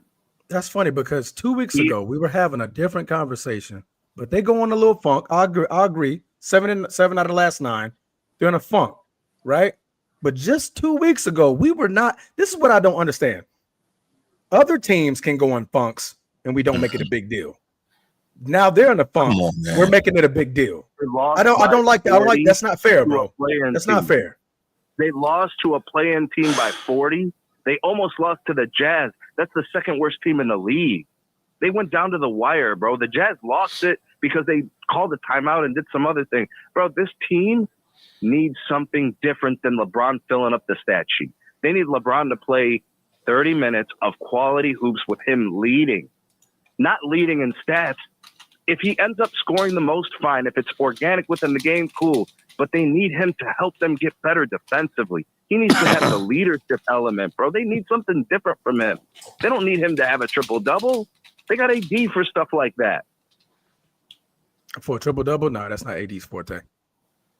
Yeah, but I'm talking about getting the points and getting the rebounds and the blocks. AD's the guy who's going to be doing most of the production. Bron needs to do the leadership stuff. JJ sucks, and JJ's there because of LeBron. Mm-hmm. 2 games in, he sucks. Got it. Go ahead. Continue. He sucks. Nah, I think. Come on, listen. I know you're a Laker fan, but I think no, because this is what's not fair. Okay, we were in the same position just last year with Darvin Ham, record wise. We were in the same position. Let the man finish out the season to determine whether he sucks. We're going through a funk. No. 7 out of the last 9. That's a funk, bro. Did Darvin Ham coach defense though? He coached with his hands in his pockets. I don't know what he coached. Okay, but you can't tell me you believe JJ Redick is as good or better coach than Darvin Ham. I'm not gonna say neither yet. I haven't seen enough. Okay. I don't. First of all, I don't really watch. I don't watch basketball. I don't watch basketball until really after the All-Star game, because that's when it really, really matters and it gets serious. From game 1 to 22, I'm just. Okay, that's fine. So you're admitting you don't watch that much. That's cool. But I'm telling you what I'm seeing is these guys don't hear him. They're not like understanding him. It's not getting through. Bro, in the media, JJ blames instead of like trying to create some camaraderie, instead of saying, I'm riding with my team. We're going to get better. We're going to fix it. He starts like assigning blame publicly. He's got a bad attitude towards his players. He's always had a bad attitude. Yeah. He can lose this team very easily. He's got really questionable leadership qualities. LeBron's the only one who could offer anything of leadership at this point. Even AD is starting to get apathetic. And when apathy ticks in and your best player doesn't care anymore and he's not trying, bro, he checked out of the first quarter against the Heat. The first quarter, I saw it right there. He was done. They lost by 40. That shit's going to happen more and more down the season if this stuff doesn't get fixed. But you're going to tell me, oh, LeBron's getting his numbers. But that's not what the team needs. Nah, Transformer's not going to tell you. Transformer, he's going to be objective. If he sees it, he'll tell it. But there are a lot of people that are going to tell you LeBron is getting his numbers and he's 40. What more do you expect? That you won't hear that from Transformer. I'll give him that credit. He's objective. There's a lot of people you will hear it from. But yo, Sneed, man, I appreciate the call, man. We got to run, and I think we got a couple more waiting in the Steve, I'm not saying like I don't watch any of the damn games. I am watching my damn Laker games, first of all, but I'm not putting that much criticism into the first quarter of the fucking league. I mean, the season. I just don't do it. Nobody is truly themselves. Right? Yeah, nobody's truly themselves. Until that All-Star break. When that All-Star break, when you're 50 games in, because right now we're looking at the Timberwolves, they're playing bum basketball right now. Are we going to say that they're one of the worst teams in the league? We're not. This is why I don't put much emphasis on the first quarter of the season. So I'm not going to sit back. I'm like, all right, you're just figuring it out. Like teams out there balling, hooping, seeing what works. Then we get to the trade talks. We see what pieces can be moved around, yada, yada, yada. Then when the All-Star games hit, that's when we see teams really. That's what I'm gonna really critique. Okay, now there's a coaching issue. There's a player development issue. There's a this piece is needed. This piece is needed. We need this from this guy. That from that guy.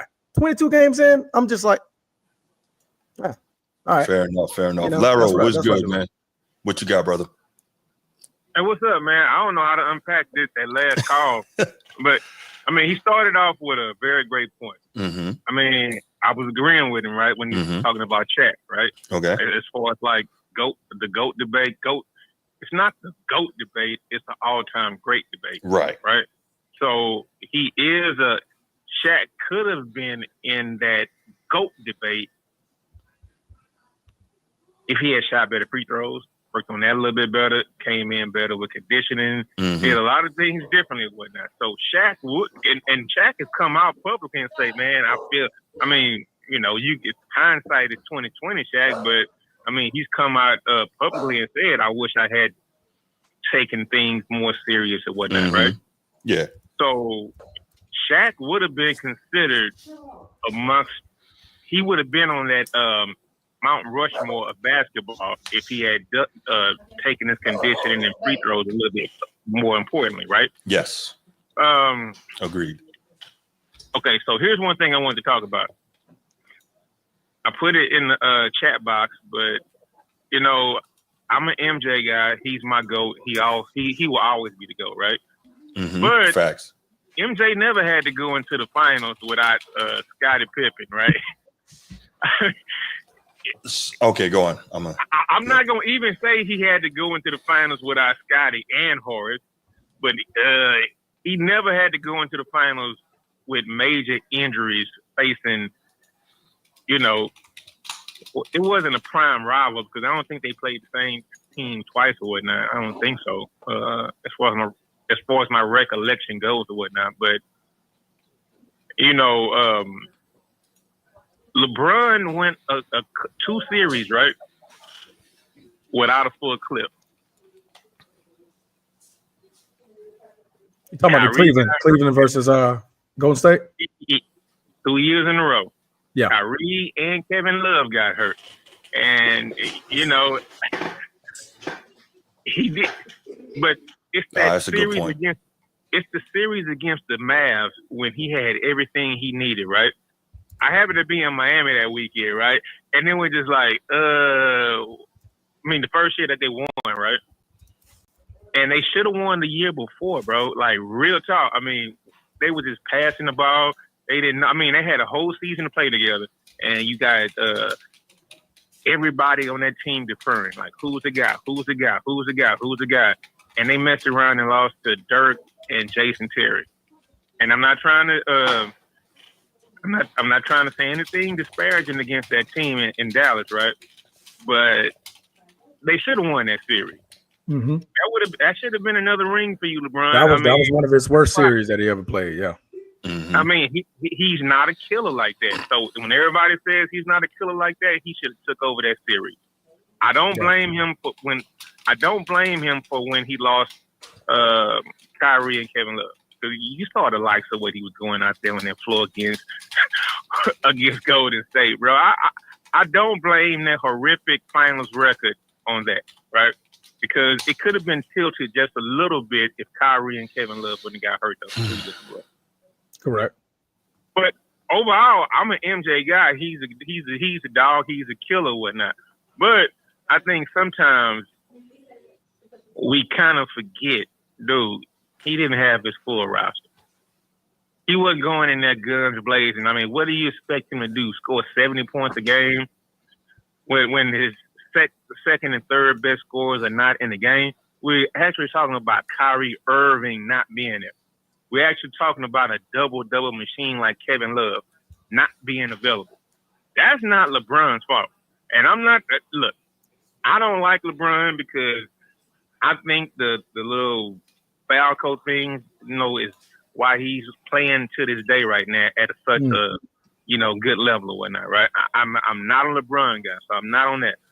But don't forget, hey, bro, I mean, he might be Barry Bonds, but don't forget, bro.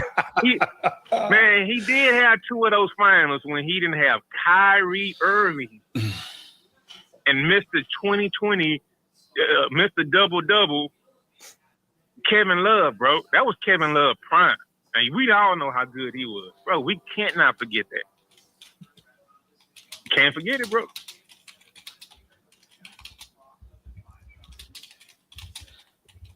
So that's why okay, so that's what I wanted to point out to you guys. So man, there were some great points, man. I say that a lot, but it gets ignored. We give LeBron a lot of slack. Way too much love? I know. No. We give him hell for the 4 and 6, but when we say certain things for LeBron, when it comes to the retrospect, okay, because I'm seeing in the chat right here, we're talking about Jordan was in year 3 and yada, yada, yada. But don't forget, he played the years in college. So at this point, his age trajectory was about the same or even more than what LeBron's age trajectory when he ran against the Spurs. And we're saying, oh well, we expected Jordan to beat that Celtic team in year 3, but we just said we can't do that for Bron. Bron was in year 4 and had to go up against the Spurs, right? So we don't give that fair criticism, and then always point to the fact that first Golden State series, he goes in without Kevin Love, Kyrie Irving, but you're the GOAT. You're supposed to overcome all of these adversities and win the title, win the big one. But like I said, I never see it fairly criticized both ways, right? You know what I mean? To say 4 and 6, but 4 and 6 without context, you're like, okay, but we make context for every other thing that another superstar does. Let me interrupt real quick, right? With the Jordan thing, right? And you say you never see it criticized the same way. One, because what are we, 40 years past that happening? That's why you never see it, right? But at the time, I can assure you, Mike was getting ripped. He was getting ripped for like his first 5 or 6 years in the league. This guy's a great talent. He's a great scorer. He will never make anyone better. He's not a winner like Magic and Bird. All he can do is score. Mike used to get destroyed in the mainstream media. He did. We don't know that. Well, most of us don't know that now because of the era we live in, and we didn't see it. But that's a fact. You can go back and look. Mike used to get killed. Yeah, he used to get killed. But guess what? At the end of the day, right? People ended up realizing, because he kept climbing, he kept fighting, he got over the hump, did what he was supposed to do, right? But if you realistically look at it, the difference is, and we can see it right here in this chat, nobody's giving Mike a pass for losing to Bird in those series, right? He doesn't get a pass, but guess what? Oh, no, we literally hear and see people in the mainstream sports media saying, well, I give LeBron a pass for what happened in 07 against the Spurs. They literally say it. Nobody gives Mike a pass. That's why it's different, right? So you say, well, it's not fair that we don't treat them the same way. That's why we don't treat them the same way. Because the 6-0, the 6-0 for Jordan, right? And everybody talking about the adversity, like the 6-0. But when we say, and then when LeBron got swept, we were like, well, Jordan got swept too. Oh, but he had to play against the set. Like that's that. It's like, okay, but there's an excuse now, right? That's where it gets a little tricky, because I get it. People say, but then in the same breath, I get your point there, because people say like, oh man, we give LeBron a pass, but we still count it 4 and 6. If you give him a pass, it's 4 and 5, right? Well, I don't give him a pass. That's why it's 4 and 6. I don't give him a pass. No. It's not a pass. So is it a reason or an excuse? And what I mean by, okay, here's one thing I can say about LeBron's career that Mike had to do that LeBron didn't have to do. LeBron went his entire career by bullying people, right? Karl Malone style, right? He never had to deal with a hand check his entire career. Karl Malone didn't bully people, but go ahead, man. I mean, you don't think No. He didn't run through people like LeBron didn't. No, go back and look. Karl Malone was crazy he had a way better mid-range jumper than LeBron ever has. Yes. But that was the thing. It was the Karl Malone body with the Magic Johnson type skills or whatnot, right? That was LeBron James coming out. All right, go ahead. So he never had. He played. LeBron used to be able to drive down indiscriminately without anybody having to touch him, any hand checks, just go down the lane and just bully people, right? Mm-hmm. So what I'm saying is, like, to anybody who like gives the all the stats, like the all-time great stats, I mean, the longevity, I mean, that's cool, bro. I mean, I respect the longevity. But what I can't respect is they didn't come up under the same rules. Now, back to the finals appearances and all that, right? Mm-hmm. Look, LeBron, he choked a couple of them out. But for the most part, he didn't go into it with a full clip. Now, everybody's going to have a different viewpoint about who they like more or who they don't like more, right? But it just pick your poison. Who do you like more? I mean, it's like a debate that would never end, and people are going to be talking about this for the next 5 years until Anthony Edwards wins like 3 chips or whatnot. Or somebody else. I don't know about that. Well, I mean, we can never tell the future, right? No, we can't. So nobody actually knows. So, I mean, I'm going to let you guys go. I'm going to keep on listening, man. But this debate will keep on going on until LeBron decides to, like, let it go, because he has he has like 100 million people that's on his side and think that he's the greatest of all time. So, but that's the sad part, because one, there really isn't a debate. This is all manufactured and fake, right? Think about it, right? We know for a fact that he uses Clutch Sports to manipulate the media. But look, I'm not even going to get into all that, but the whole thing is manufactured. It's not a real debate. It's not. And I'll say this is my final thing. As you brought that up, freaking, there is no player who has been in the NBA that played against Mike, Kobe, and LeBron, or played with all three or with more than one of them, that has LeBron ahead of Michael Jordan. Not one. And even players who played with two of them or against all of them, no, I haven't heard any of them put LeBron ahead of Kobe. So this needs to stop. So since I don't know what I'm talking about, the players know what they're talking about. That's always what I get told. Yeah, go ahead. Well, Bruce, let me ask you a question. Yes, sir. Let me test your bias meter or whatnot, right? Go ahead, man. Do you have LeBron above? Do you have LeBron above Kobe? Nope. And let me check this out. Transformer, tell you who's my team. Transformer. The Celtics. Who been my team since I was in third grade? Transformer. Celtics. In the mid '80s. There you go. And so no, I do not have LeBron above Kobe. Nope. All you have to do is watch the two play, and you just got to watch the two play. Like, that's all you need. I got Kobe over everybody, so don't even ask me that question. Bruce, as far as like watching basketball, dude, I mean, if we just go off basketball players, if we go off strictly off basketball players, as being a better player on the court, I don't have him above a guy like T-Mac. I'm talking about. I'm not talking about. I don't know if I can go that far. I'm just talking. I'm talking about as far as like when you put it on the court, skill set. Skill set. Yeah, skill set. Oh yeah, absolutely. I'm with you. Okay. Yeah, I agree. Yeah, I'm good with that. That's a good one. It's a lot of guys. Correct. Mellow. Correct. And that's the problem. That's the problem. Bruce, I saw you call, man. We're gonna get you in a minute. You got anything else to add, brother? No, let Bruce get on. I'm gonna be in the chat listening, bro. No doubt. Hey, I appreciate the call as always, man. Thank you so much. All right. Yo, Idris Morris, that's what they all do. That's what they do. They all, Mike couldn't do anything without Scotty. Mike couldn't. Okay, cool. So all of a sudden, Scotty came with his 7.5, 8 points a game, and he was the guy that lifted Mike over the top, right? Scotty himself told you that Michael Jordan is what was able to get me to the level that I got to, right? We all know that. Michael Jordan built Scotty into what he became. This nonsense got to stop, man. But it's all good. It's all good. You know, this is what they got to do. I mean, but I didn't mean to say timeout, but when you finish, right? We might as well merge these last two topics, man. We've been in here 3 hours and we still got Lakers and band. So let's merge these. Let's do that. I'm gonna do that because we got these calls coming in.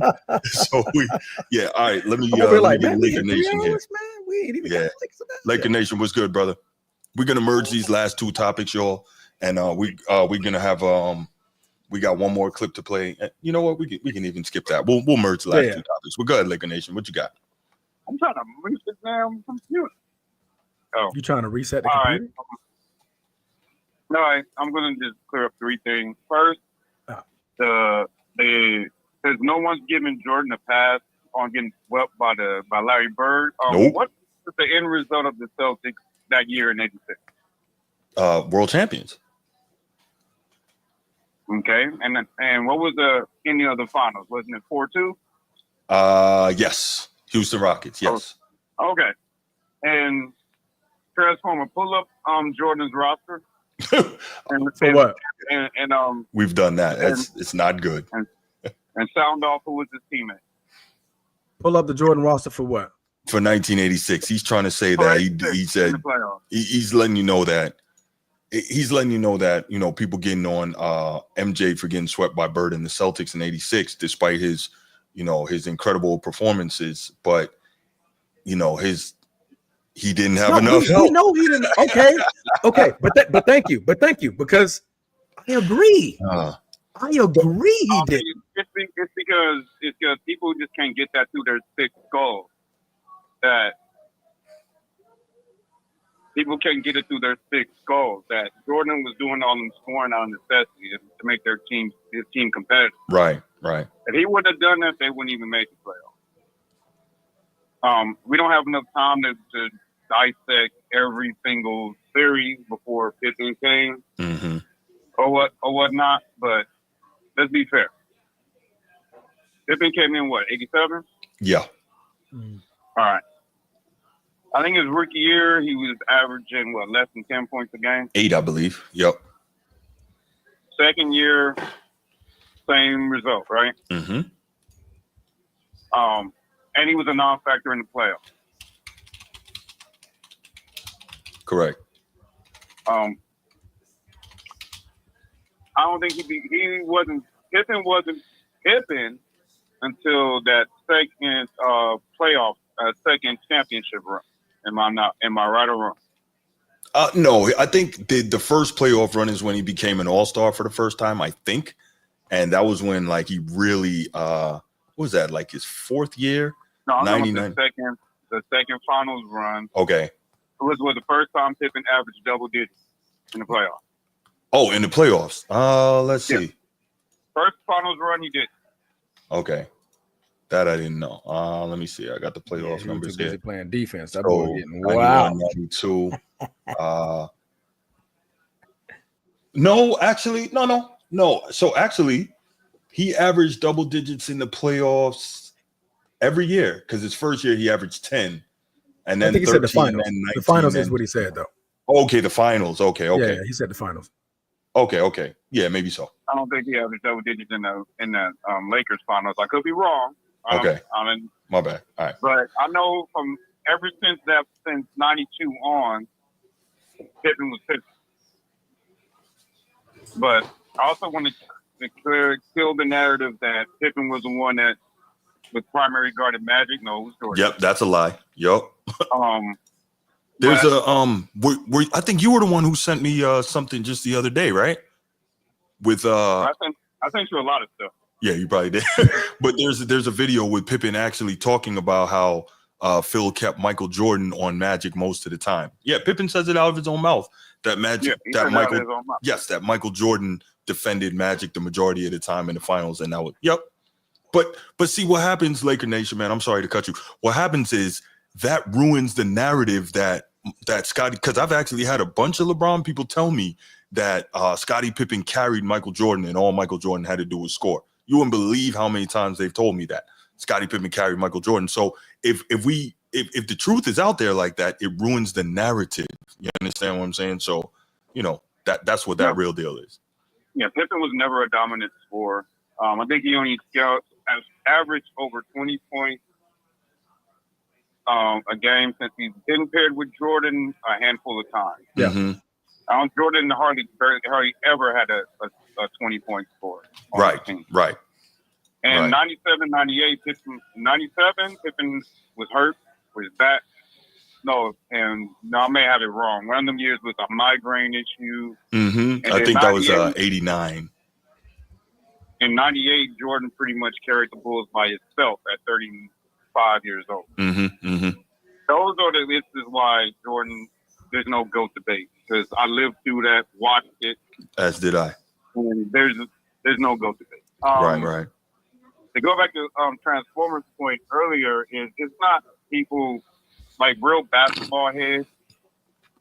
It's not that they're not being fair to LeBron. Mm-hmm. Is that when he said after that 3-1 comeback that he was the greatest player of all time, that's when everybody was like, hold up, wait a minute. Yeah.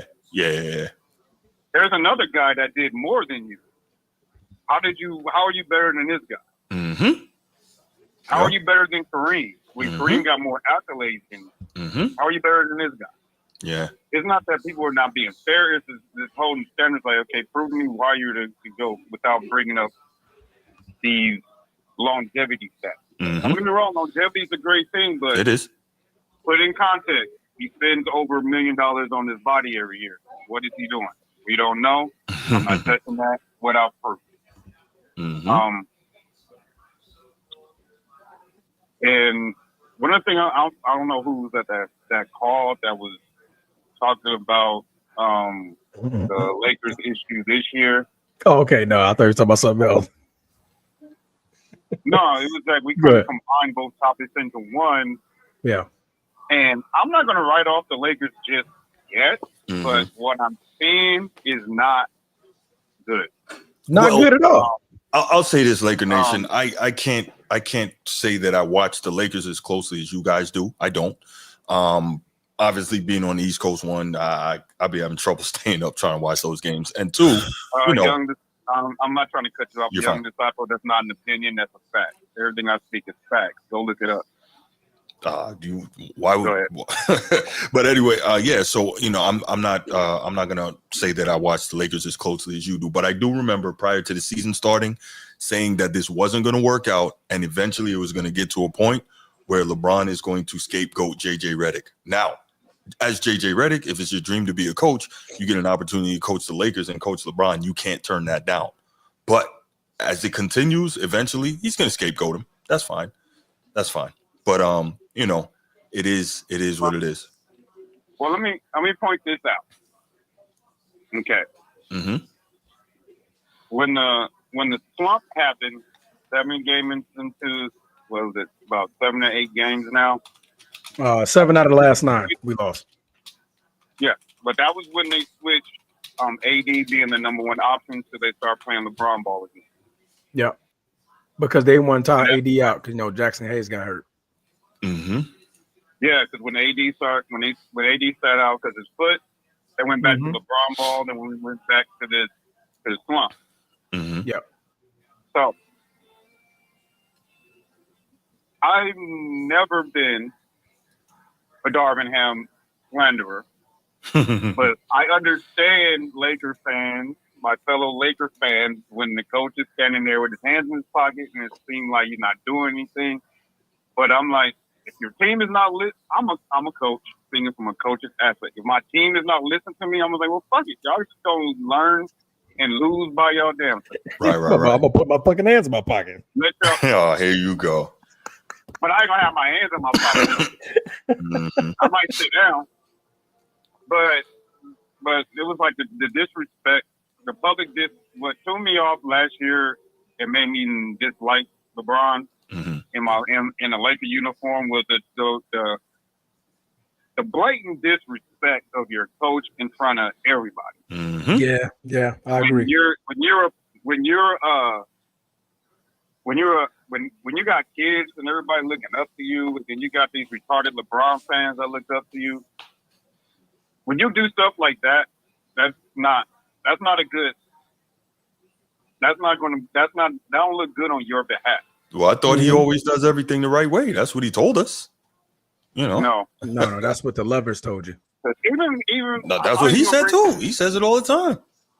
I'm even going to bring up the late great Kobe Bryant. Even when Kobe Bryant had issues with his coach, he never snatched the clipboard out of his hand and said, "We're going to run this or do that." He kept it internal. But he Kobe would get you fired though. But Kobe was different though in that he was different though in that 2-parent household came up in its early basketball foundation with real coaches in an environment that allowed coaches to coach in Europe and they were the dominant person for their team, et cetera, but it's different. I don't know that you can compare it. Real quick, let me interrupt. Want to shout out Nino, my main man Nino. Thank you so much for the super chat. Appreciate you, brother. A lot of caps in the comments. Interesting. A lot of cap in the comments. Well, okay. But no, definitely appreciate you, Nino. Thank you for always being here. Thank you for supporting this channel, man. It means a lot. We growing, man. We doing it. New breed. What's good, brother? Good to see you. But yeah, you had anything else, Laker Nation? Well, what I would say, what will help the Lakers in the long run is they're gonna do one or two things. Is Bron, who's supposed to be our leader of the team, needs to leave. Stop with all this bullshit trying to get your numbers. He needs to get these. Besides, give him shout out Dalton Connect in the media and everything. That sounds good and everything, but dude, you're the old head in the room.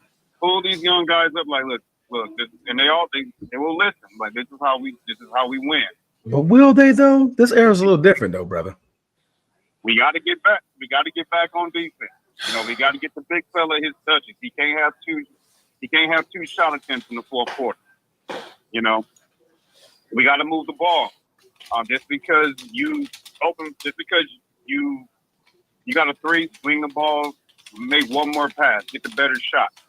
Get your hands in the passing lane, get steals, force the fast break. Do little things like that. Because JJ is too emotional to be an NBA head coach.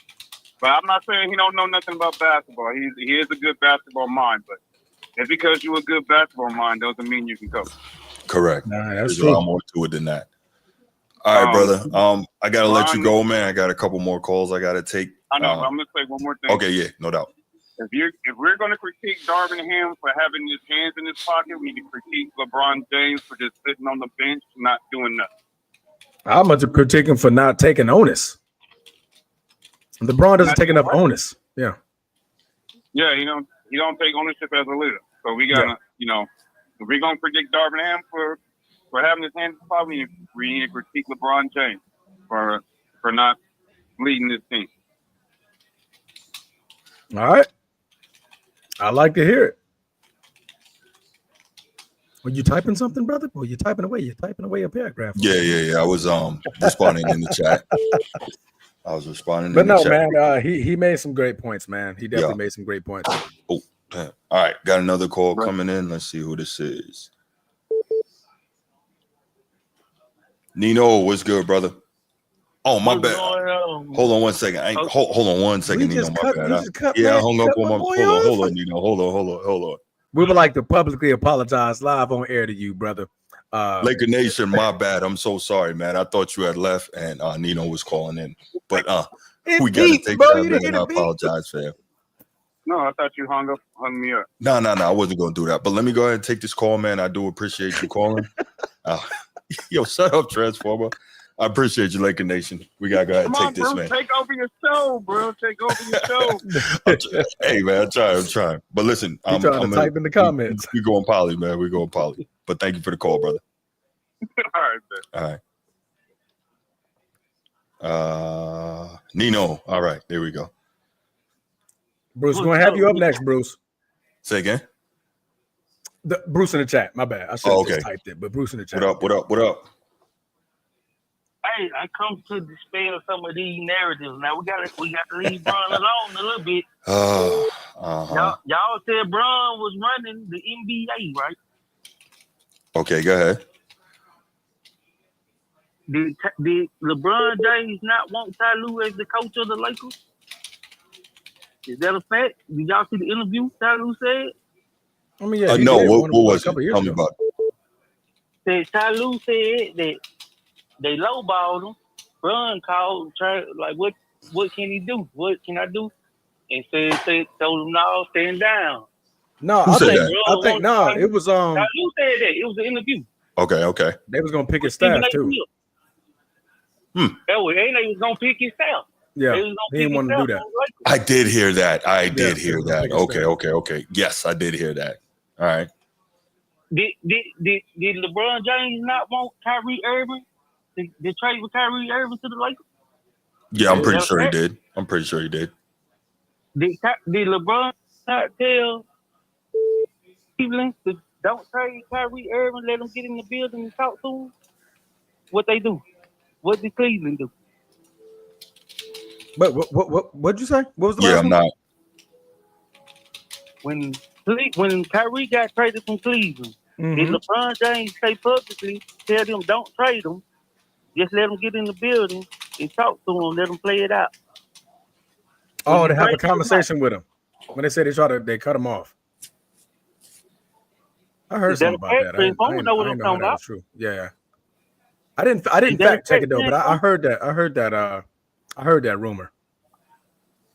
Bron said it on the press conference. Bron left Kyrie out to dry in the media. Bron alienated him on multiple occasions. Why would Kyrie want to play with him? I heard that too. I heard that too. I called I call cap. Okay. We seen Kyrie all at the game. Now on this debate, y'all know how I feel about the GOAT debate. Mm-hmm. It's kind of foolish, but it's good entertainment. Mm-hmm. But we gotta leave some stuff out of this GOAT debate. All right. Championship should be the last part of the GOAT debate. It should be way far from the GOAT debate. Now, if you want to say MJ the GOAT, come with the not statistics of skill point facts. Mm-hmm.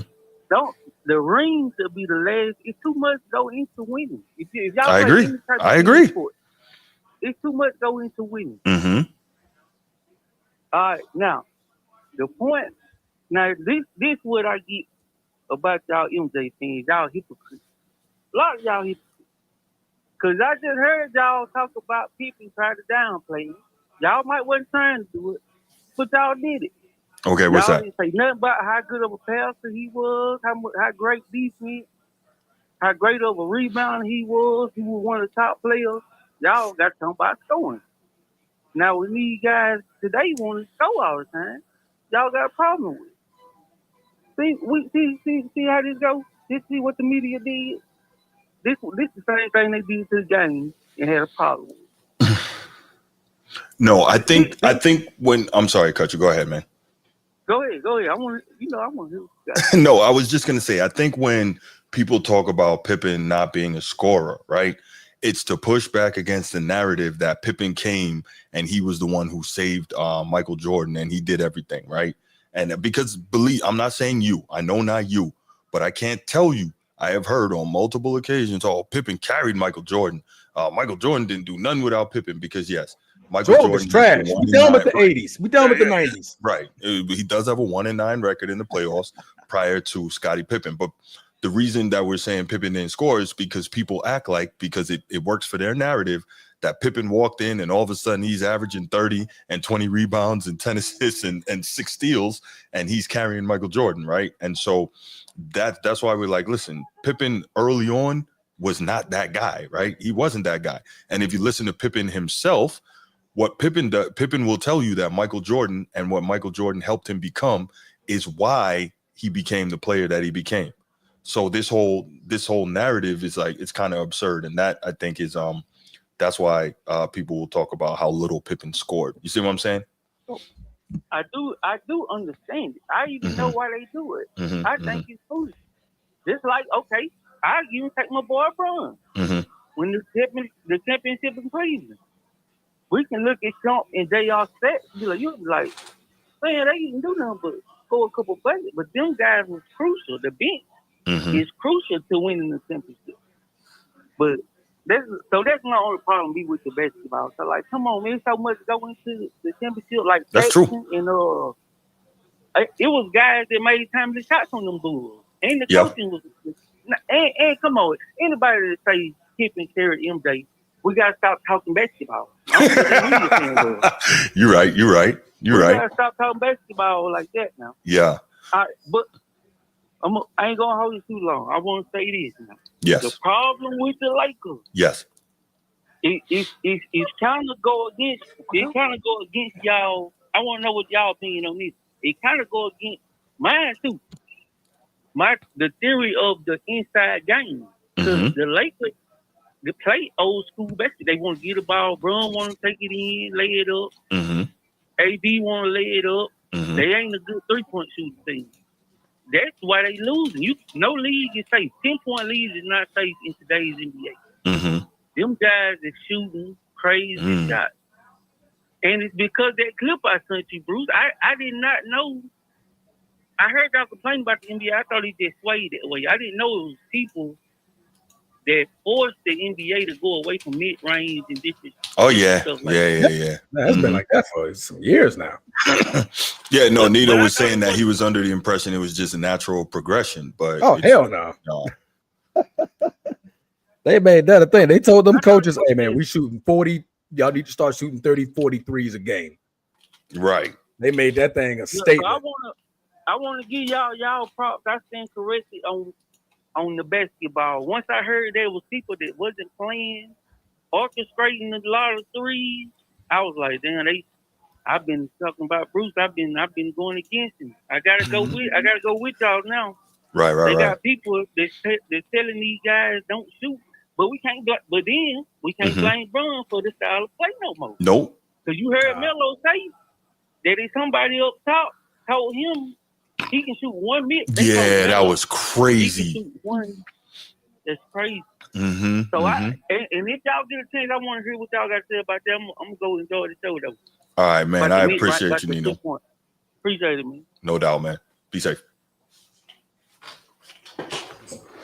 Okay. All right. Next call. We had a couple other callers coming in. Yeah, I believe we did. Bruce, you were one of them. Yeah, Bruce was one, and Young Disciple was one. Yeah. I'm waiting in on the somebody meantime, to say man, the more Lakers, of the man, reason why we're in a slump. Nobody's addressing one of the key points. You know what? Laker Nation, what do you think it is, Transformer? He did actually have a good piece of it. When you change the entire game plan, if you look at the beginning of the season where we were playing through AD, that was visible and that we saw, what we were looking like. I think that was working well. They weren't playing against good teams, but that's when you need to figure it out, right? You're figuring it out. And then when we switched, the switch happened when Jackson Hayes got hurt. So Jackson Hayes has only played 11 games this season. That we were 22, 23 games in. Right. When we took Jackson Hayes out, we don't have nobody else to play the 4 or the 5.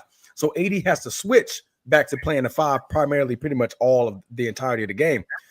So out of scaredness, everybody's like, okay, man, we don't need AD getting hurt. So we need to switch over and play through LeBron.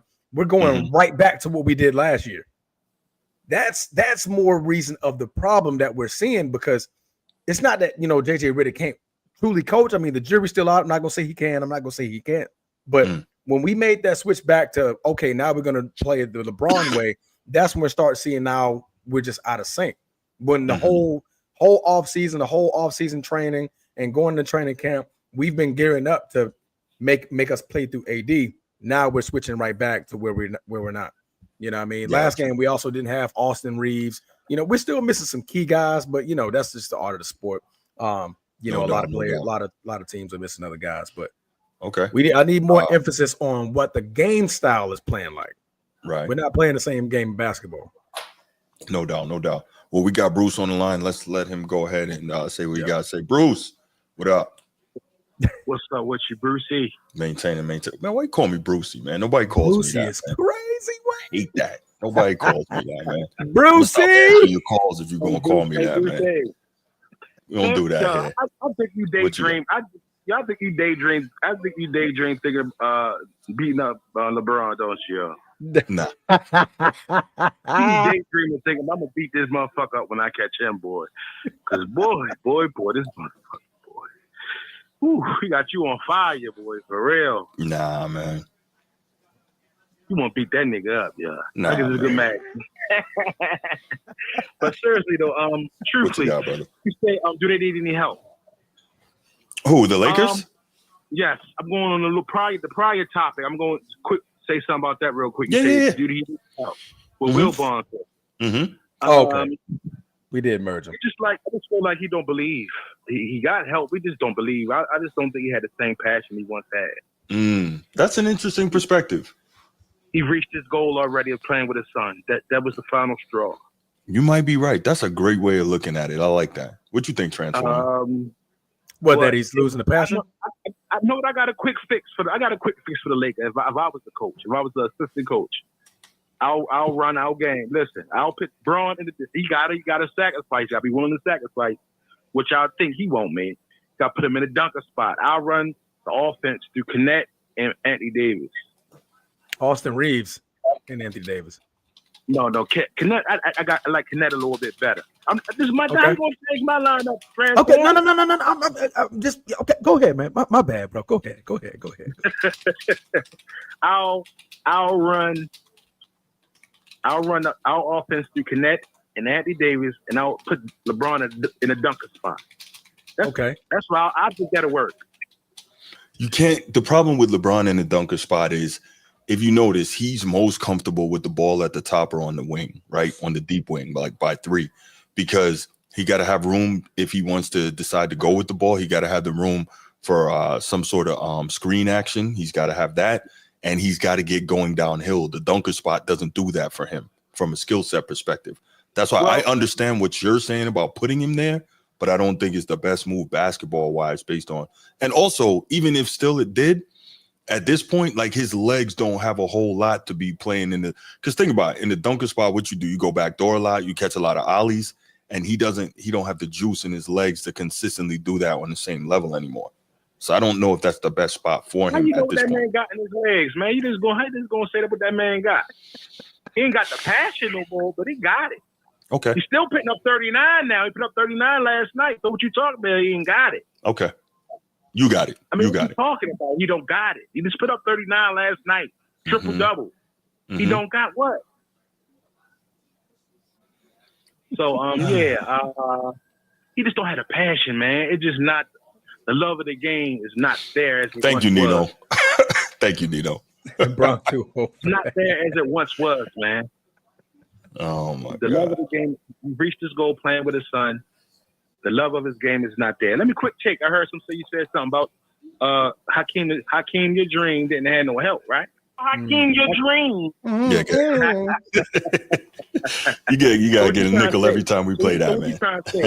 So what you trying to say? You ain't gonna give Sam Cassell his flowers for saving the Rockets in the finals? I should have known that was gonna happen with somebody from B-More. I should have known. So, listen to me. Listen to me, man. Yes. Listen to me, man. Let me talk. So you're not gonna give Sam Cassell his flowers for saving Hakeem, your dream, in the finals? Saving. They had to bench Kenny Smith. You're not gonna give Robert Horry his flowers?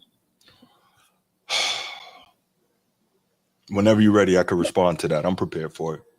Oh, are you? He didn't have help. He had help now. Whenever you're ready. Kenny Smith when they got benched and replaced for the kid from East Baltimore. Whenever you're he ready. Didn't have help. Understand what I'm saying? Am I lying? So you trying to say Sam Cassell wasn't pivotal in that championship? Waiting for you. Waiting for Go you. ahead, man. Yes or no? Answer my question. I'm gonna answer your question. When I say Go ahead. Dream didn't have help, right? And recently this has changed, right? Since Jokic won his championship. But Jokic and Hakeem are the only players to lead their teams in every major statistical category in a playoff run resulting in a championship. And they both did it in their first championships with no All-Star or All-NBA player that season. That's what I say when I say he didn't have help. You know, and I know that those were not great teams, right? Well, that 94 team was not a great team. Now, does that mean the role players didn't play their role? No, they didn't. But Dream dominated all the way through that playoff run. And then he may have been even better in 95. Now, in 95, mid-season, they did the trade and brought Clyde Drexler down from Portland back to Houston because obviously, you know, they went to University of Houston together, Phi Slamma Jamma, right? I know you remember that. So they went there together, Phi Slamma Jamma. So they knew each other. They've been boys all that time and, you know, both familiar with Houston. So that worked out. But even still, Dream was the main guy on that team. But yeah, for 94, the role players did their thing. No question about it. But when we say help, we talking about he didn't have another All-Star.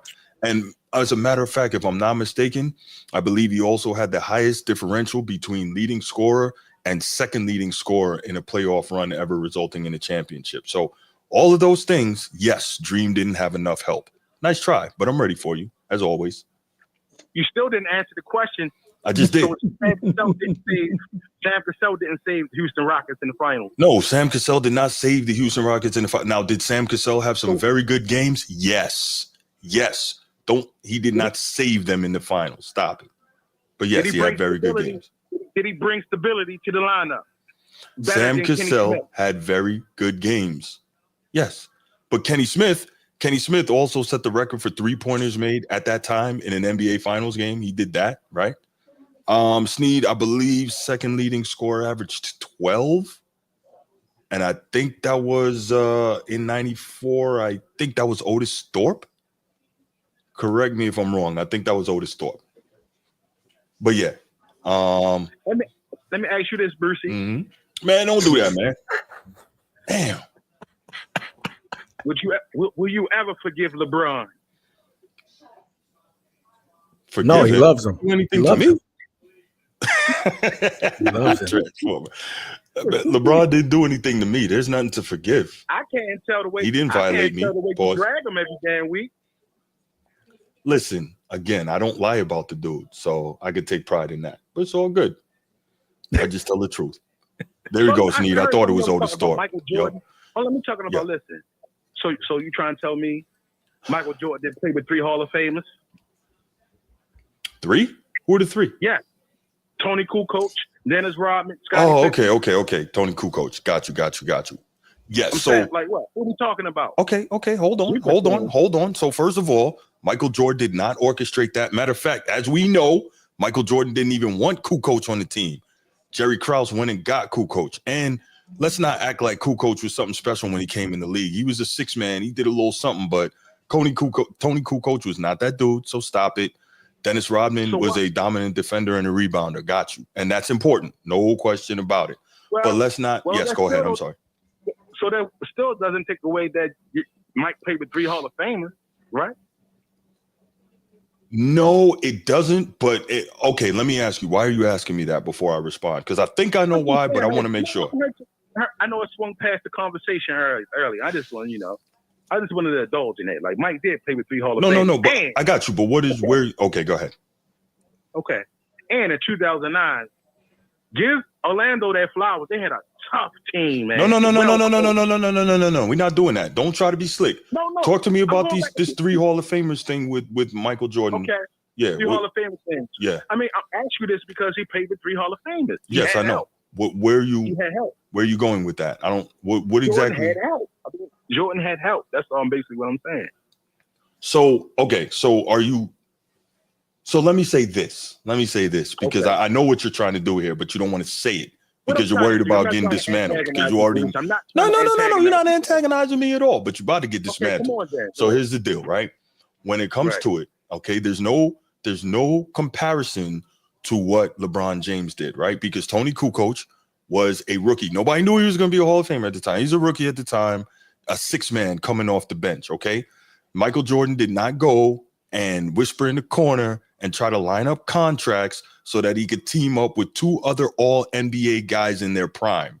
So yes, Kukoc would eventually become a Hall of Famer, but let's also be real. That Hall of Fame is based on what he did in the international game, not in the NBA. So let's keep that real. Let's keep that real and stop fronting because I know what you're trying to do, okay? Scottie Pippen, got it. Michael Jordan made him. Dennis Rodman, okay, cool. Bad Boys made that. I got it. So, yes, Michael Jordan played with 3 Hall of Famers, but you need to stop acting like that's the same thing as what your boy did. Cut that out, man. I see where you're going, but I'm always a step ahead of you, and I'm going to dismantle your nonsense. But nice try, though. You tried. Well, your comment, what you just said holds no validity because you said but. So that cancels out all that shit you just said. How does that cancel what I said? But. Because you said but. It don't mean nothing. Why doesn't it mean anything? That's a conjunction. All it does is join 2 clauses. What are you talking about? You give a motherfucker their flowers, and you say what you can say, then you say but. You flip flop. That's not flip flopping. That is a part of speech for me to join 2 clauses. That's all. What's the problem? Absolutely. Here? Okay, let me say this. Come on, 2009 team. 2009 Cleveland. Mm-hmm. Give Orlando their flowers now. That was a tough kick. Them boys was nice over there. Give them their flowers. Jameer Nelson, Perkaloo, Rashard Lewis, Petrus, Rafer Alston. Yeah. Come on, man. Give them their prime. Give them their flowers. Okay. Them boys had a squad, man. So, all right. So tell me, what is your point in saying this? Go ahead, tell me. I was talking about it early in the conversation. I know what it is. Stuff that I heard back up. Oh, okay. So I know why you're telling me that. You're telling me that because you wanna make it okay and make them a better team that LeBron got beat by. I got it. It's all good. You got it. They were the better team. That's a fact, though. Yeah, they were the better team, but you're trying to make it look like they were better so that you can ease the blow on LeBron losing to them when he was supposed to be in the finals against Kobe. I get it. At the end of the day, he lost. Yeah. Look, man, I know how y'all get down. Come on, man. But we say people make it seem like, oh, he just lost. He lost against the Magic. Like that. Okay, the Magic was good. They were good that year. Listen, only reason they got past Boston is because KG was out with the bad knee. They wouldn't even have gotten there if KG wasn't injured. You know that. I know that. And then LeBron would have made the finals because they would have beat Boston. Like, what are we doing? That's the definitely woulda, coulda, shoulda. I don't know. We don't know. That wasn't happening. But it's all good. Bruce, what else you got, man? You got anything else, man? So what? No, What you got, listen, though. I just think the Lakers right now. The Lakers organization is nothing but reality TV show. Facts. That's basically what it is. Facts. It's just a big shit show. It's a reality. It's a money grab. Yeah, man. They're not serious about winning. Mm-hmm. LeBron run the organization. Jenny Buss, whoever runs the organization, do what he said he wanted. His word is law. Mm-hmm. Yeah. The only thing, I'm just curious to know how long it's going to take before he turns on JJ Redick. I'm curious to know about that. That's what I want to see. Well, from what it's looking like now. Nah, I don't think so. The other day they were interviewing him after the game, and he was like, "Whatever coach say, that's what I'm doing. Whatever JJ Redick say, that's what I say." So he's standing beside. Yeah, go ahead. I'm sorry. I love LeBron. LeBron, he's my favorite player all time. Okay. The things that I don't like about him, man. LeBron cocky as hell, man. Well, I'm not mad at that. All the great ones are cocky. You know what I'm saying? I'm not mad at that. Wait, is he really your favorite player of all time? Yes. Okay, go ahead. Not to the point where you start a podcast in the middle of the season and your coach y'all still playing for playoff position and shit like that. Mm-hmm. No. Mm-hmm. It was basically you undermine. No, not that's a different extreme of cocky. Basically, that's a fucking cocky. I'm gonna do what I want to do. I'm above all. I'm above law. You start a podcast, then hire the guy you with the podcast with as a coach. I said hire because you're the one who you hired him. You see the finesse he did? Mm-hmm. And the shit is backfiring. And he had a worse record than what Darvin Ham had. And the worst part is everybody sees it. See, that's why people are going at LeBron so crazy this year. Because it's like all his nonsense all happened like at one time. You got your coach fired. You brought in your boy. You did the stupid podcast. You got your son drafted. Now you messing around with him. You pulling strings so he could play with you when he's not ready. You pulling strings so that even after he goes to the G League, he don't actually have to be in the G League like he should. Like, it's crazy. It's crazy. that doesn't even, you know what I'm saying? So it's like all the nonsense is happening all at one time. So it's so you can't ignore it and gloss over it. Like, you ever see when Brian Windhorst is on ESPN and he has to criticize LeBron? It's like it hurts him so badly to do it. And I'm like, eggshells. Yes, and you can see it in his face. He looks like he's physically in pain to do it, and I love it because it's the same stuff I've been saying for years. I love it. I know you love it. I do. You hate it. You'll say you love it. I love it. You know, I would, because now they're all forced to do it. They are forced to tell the truth, and it's killing them. I bet if you had the chance to stand in front of LeBron James, yo, you would lay him out, won't you, yo? I will what? You would lay him out, won't you? Verbally, not physically. Nah, man, I wouldn't. Hey, what would be the point? That might be a tough matchup for you, Bruce. Yeah, I'd say so. That's a big dude. Pause. Bruce, hypothetically, before I get off the phone. Yes. If LeBron walked up to you right now, LeBron called into right now to the show right now. Yeah. And asked you, what's going on, man? What's the problem? What would you tell him to his face? Real quick. Wow, I don't know. That's a great freaking question. Man, thank you for coming to the channel, man. I appreciate you coming on the Format Podcast. Nah, I'll probably be like, man, this is really LeBron, man. You want to? This ain't really LeBron. Do it, man. Do it. Go ahead, do it. Like, nah, it's Braun, man. It's Braun, man. Why you got such a problem with me, man? Steve, okay, I'm gonna stop responding. Be like, listen, man, just trying to get under my skin. Steve don't even know what he said. What did he say this time? What matchup advantages did the Magic have in that series? Seriously, Gauskas had to guard Dwight Howard. Stop it. What you got, Bruce? What you got, man? Man, I be looking on the bench, man. Braun, he looks so depressed, though, yo. All right, no, we're not doing that. We gotta show to continue on. Thank you, Bruce. Right. No. Thank you, Brucey, number 2. Don't do that, man. Thank you, Brucey, number 2. Let me get my point off real quick. He just looked uninterested, yo. He don't have no enthusiasm. I don't know. I don't know what's going on. I don't know. I like it, but then it's like it's starting to turn on this. Man, I don't know, man. They need to get that together, man. Let them play. Let them do something. Let them get some shine. Let them ball. Give them the green light one game. Y'all losing all anyway right now. Let him do his thing one game. Let him shine. If it was gonna be like that, if y'all gonna put him on a pedestal like that. Boom! I just caught Sneed. Thank you, Sneed. Say what? You say what, Transformer? Nah, because I'm talking to Sneed. Cavs have 4 guys shooting 39% or better from 3. 2 of those guys were who again? Go look at the 2 guys that shot that 50%. Thank you, Sneed. That lets me know folks do not pay attention and don't watch games for real. That lets me know right there. I appreciate you, Brucey, number 2, man. Appreciate you coming on the show.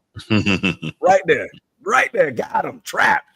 Like I was saying, Bruce, like they should let them ball one game, man, to see what's up. Let them play. You know, to your point, Bruce, no bull. I thought the other day when they was getting smoked by Miami, they would let him get in. And I'm like, why didn't they? Right. But I think maybe they didn't want to further expose him. Real talk. I know it's a mess, man. It's like a reality TV show on Zeus Network. All right, Bruce. Listen. All right, man. No. Hold on. Before you go. No. Hold on.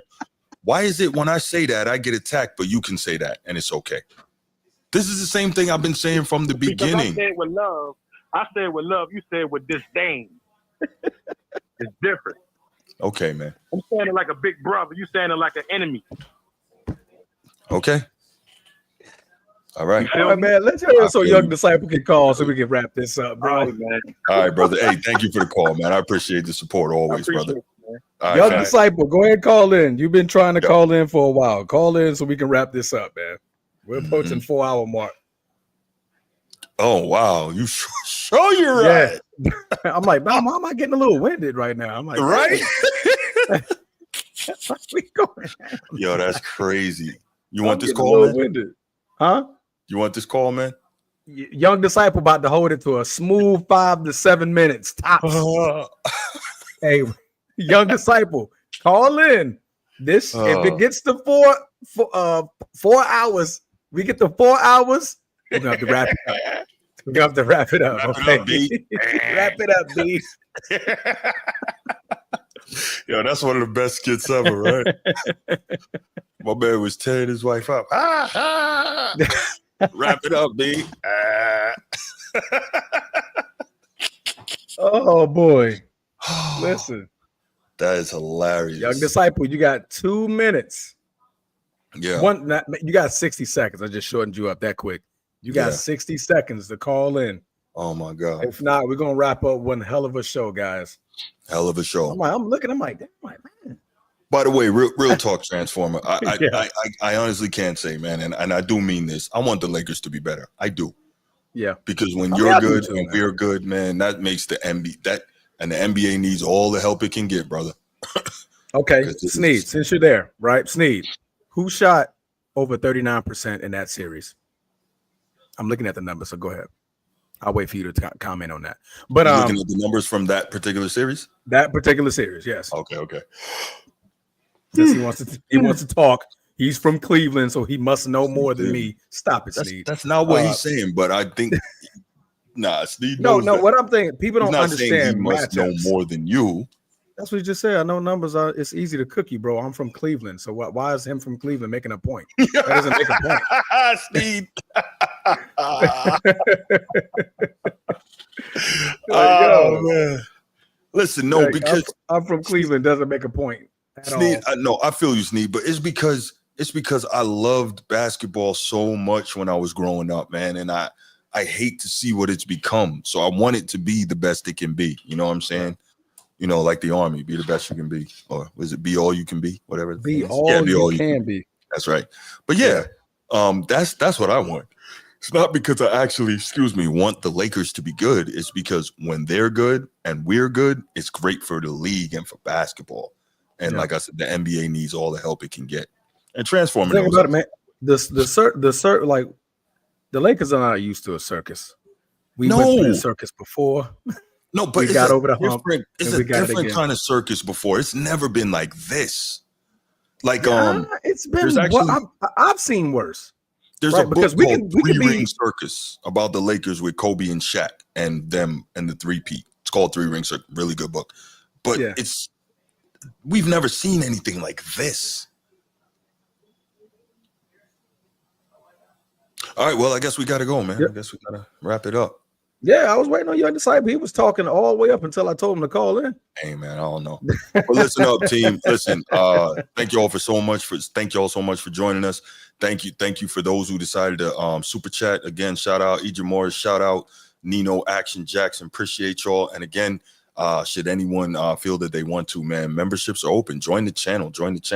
We're going to start working on members only content and good stuff like that for y'all, man. So we love y'all. We really appreciate y'all. We're so grateful to y'all for being here and for interacting with us and helping us grow, man. So thank you. Make sure you keep hitting that share button, telling people about the channel. And we are going to try to do better and keep improving and bringing stuff.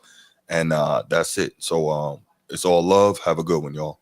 We out. Peace.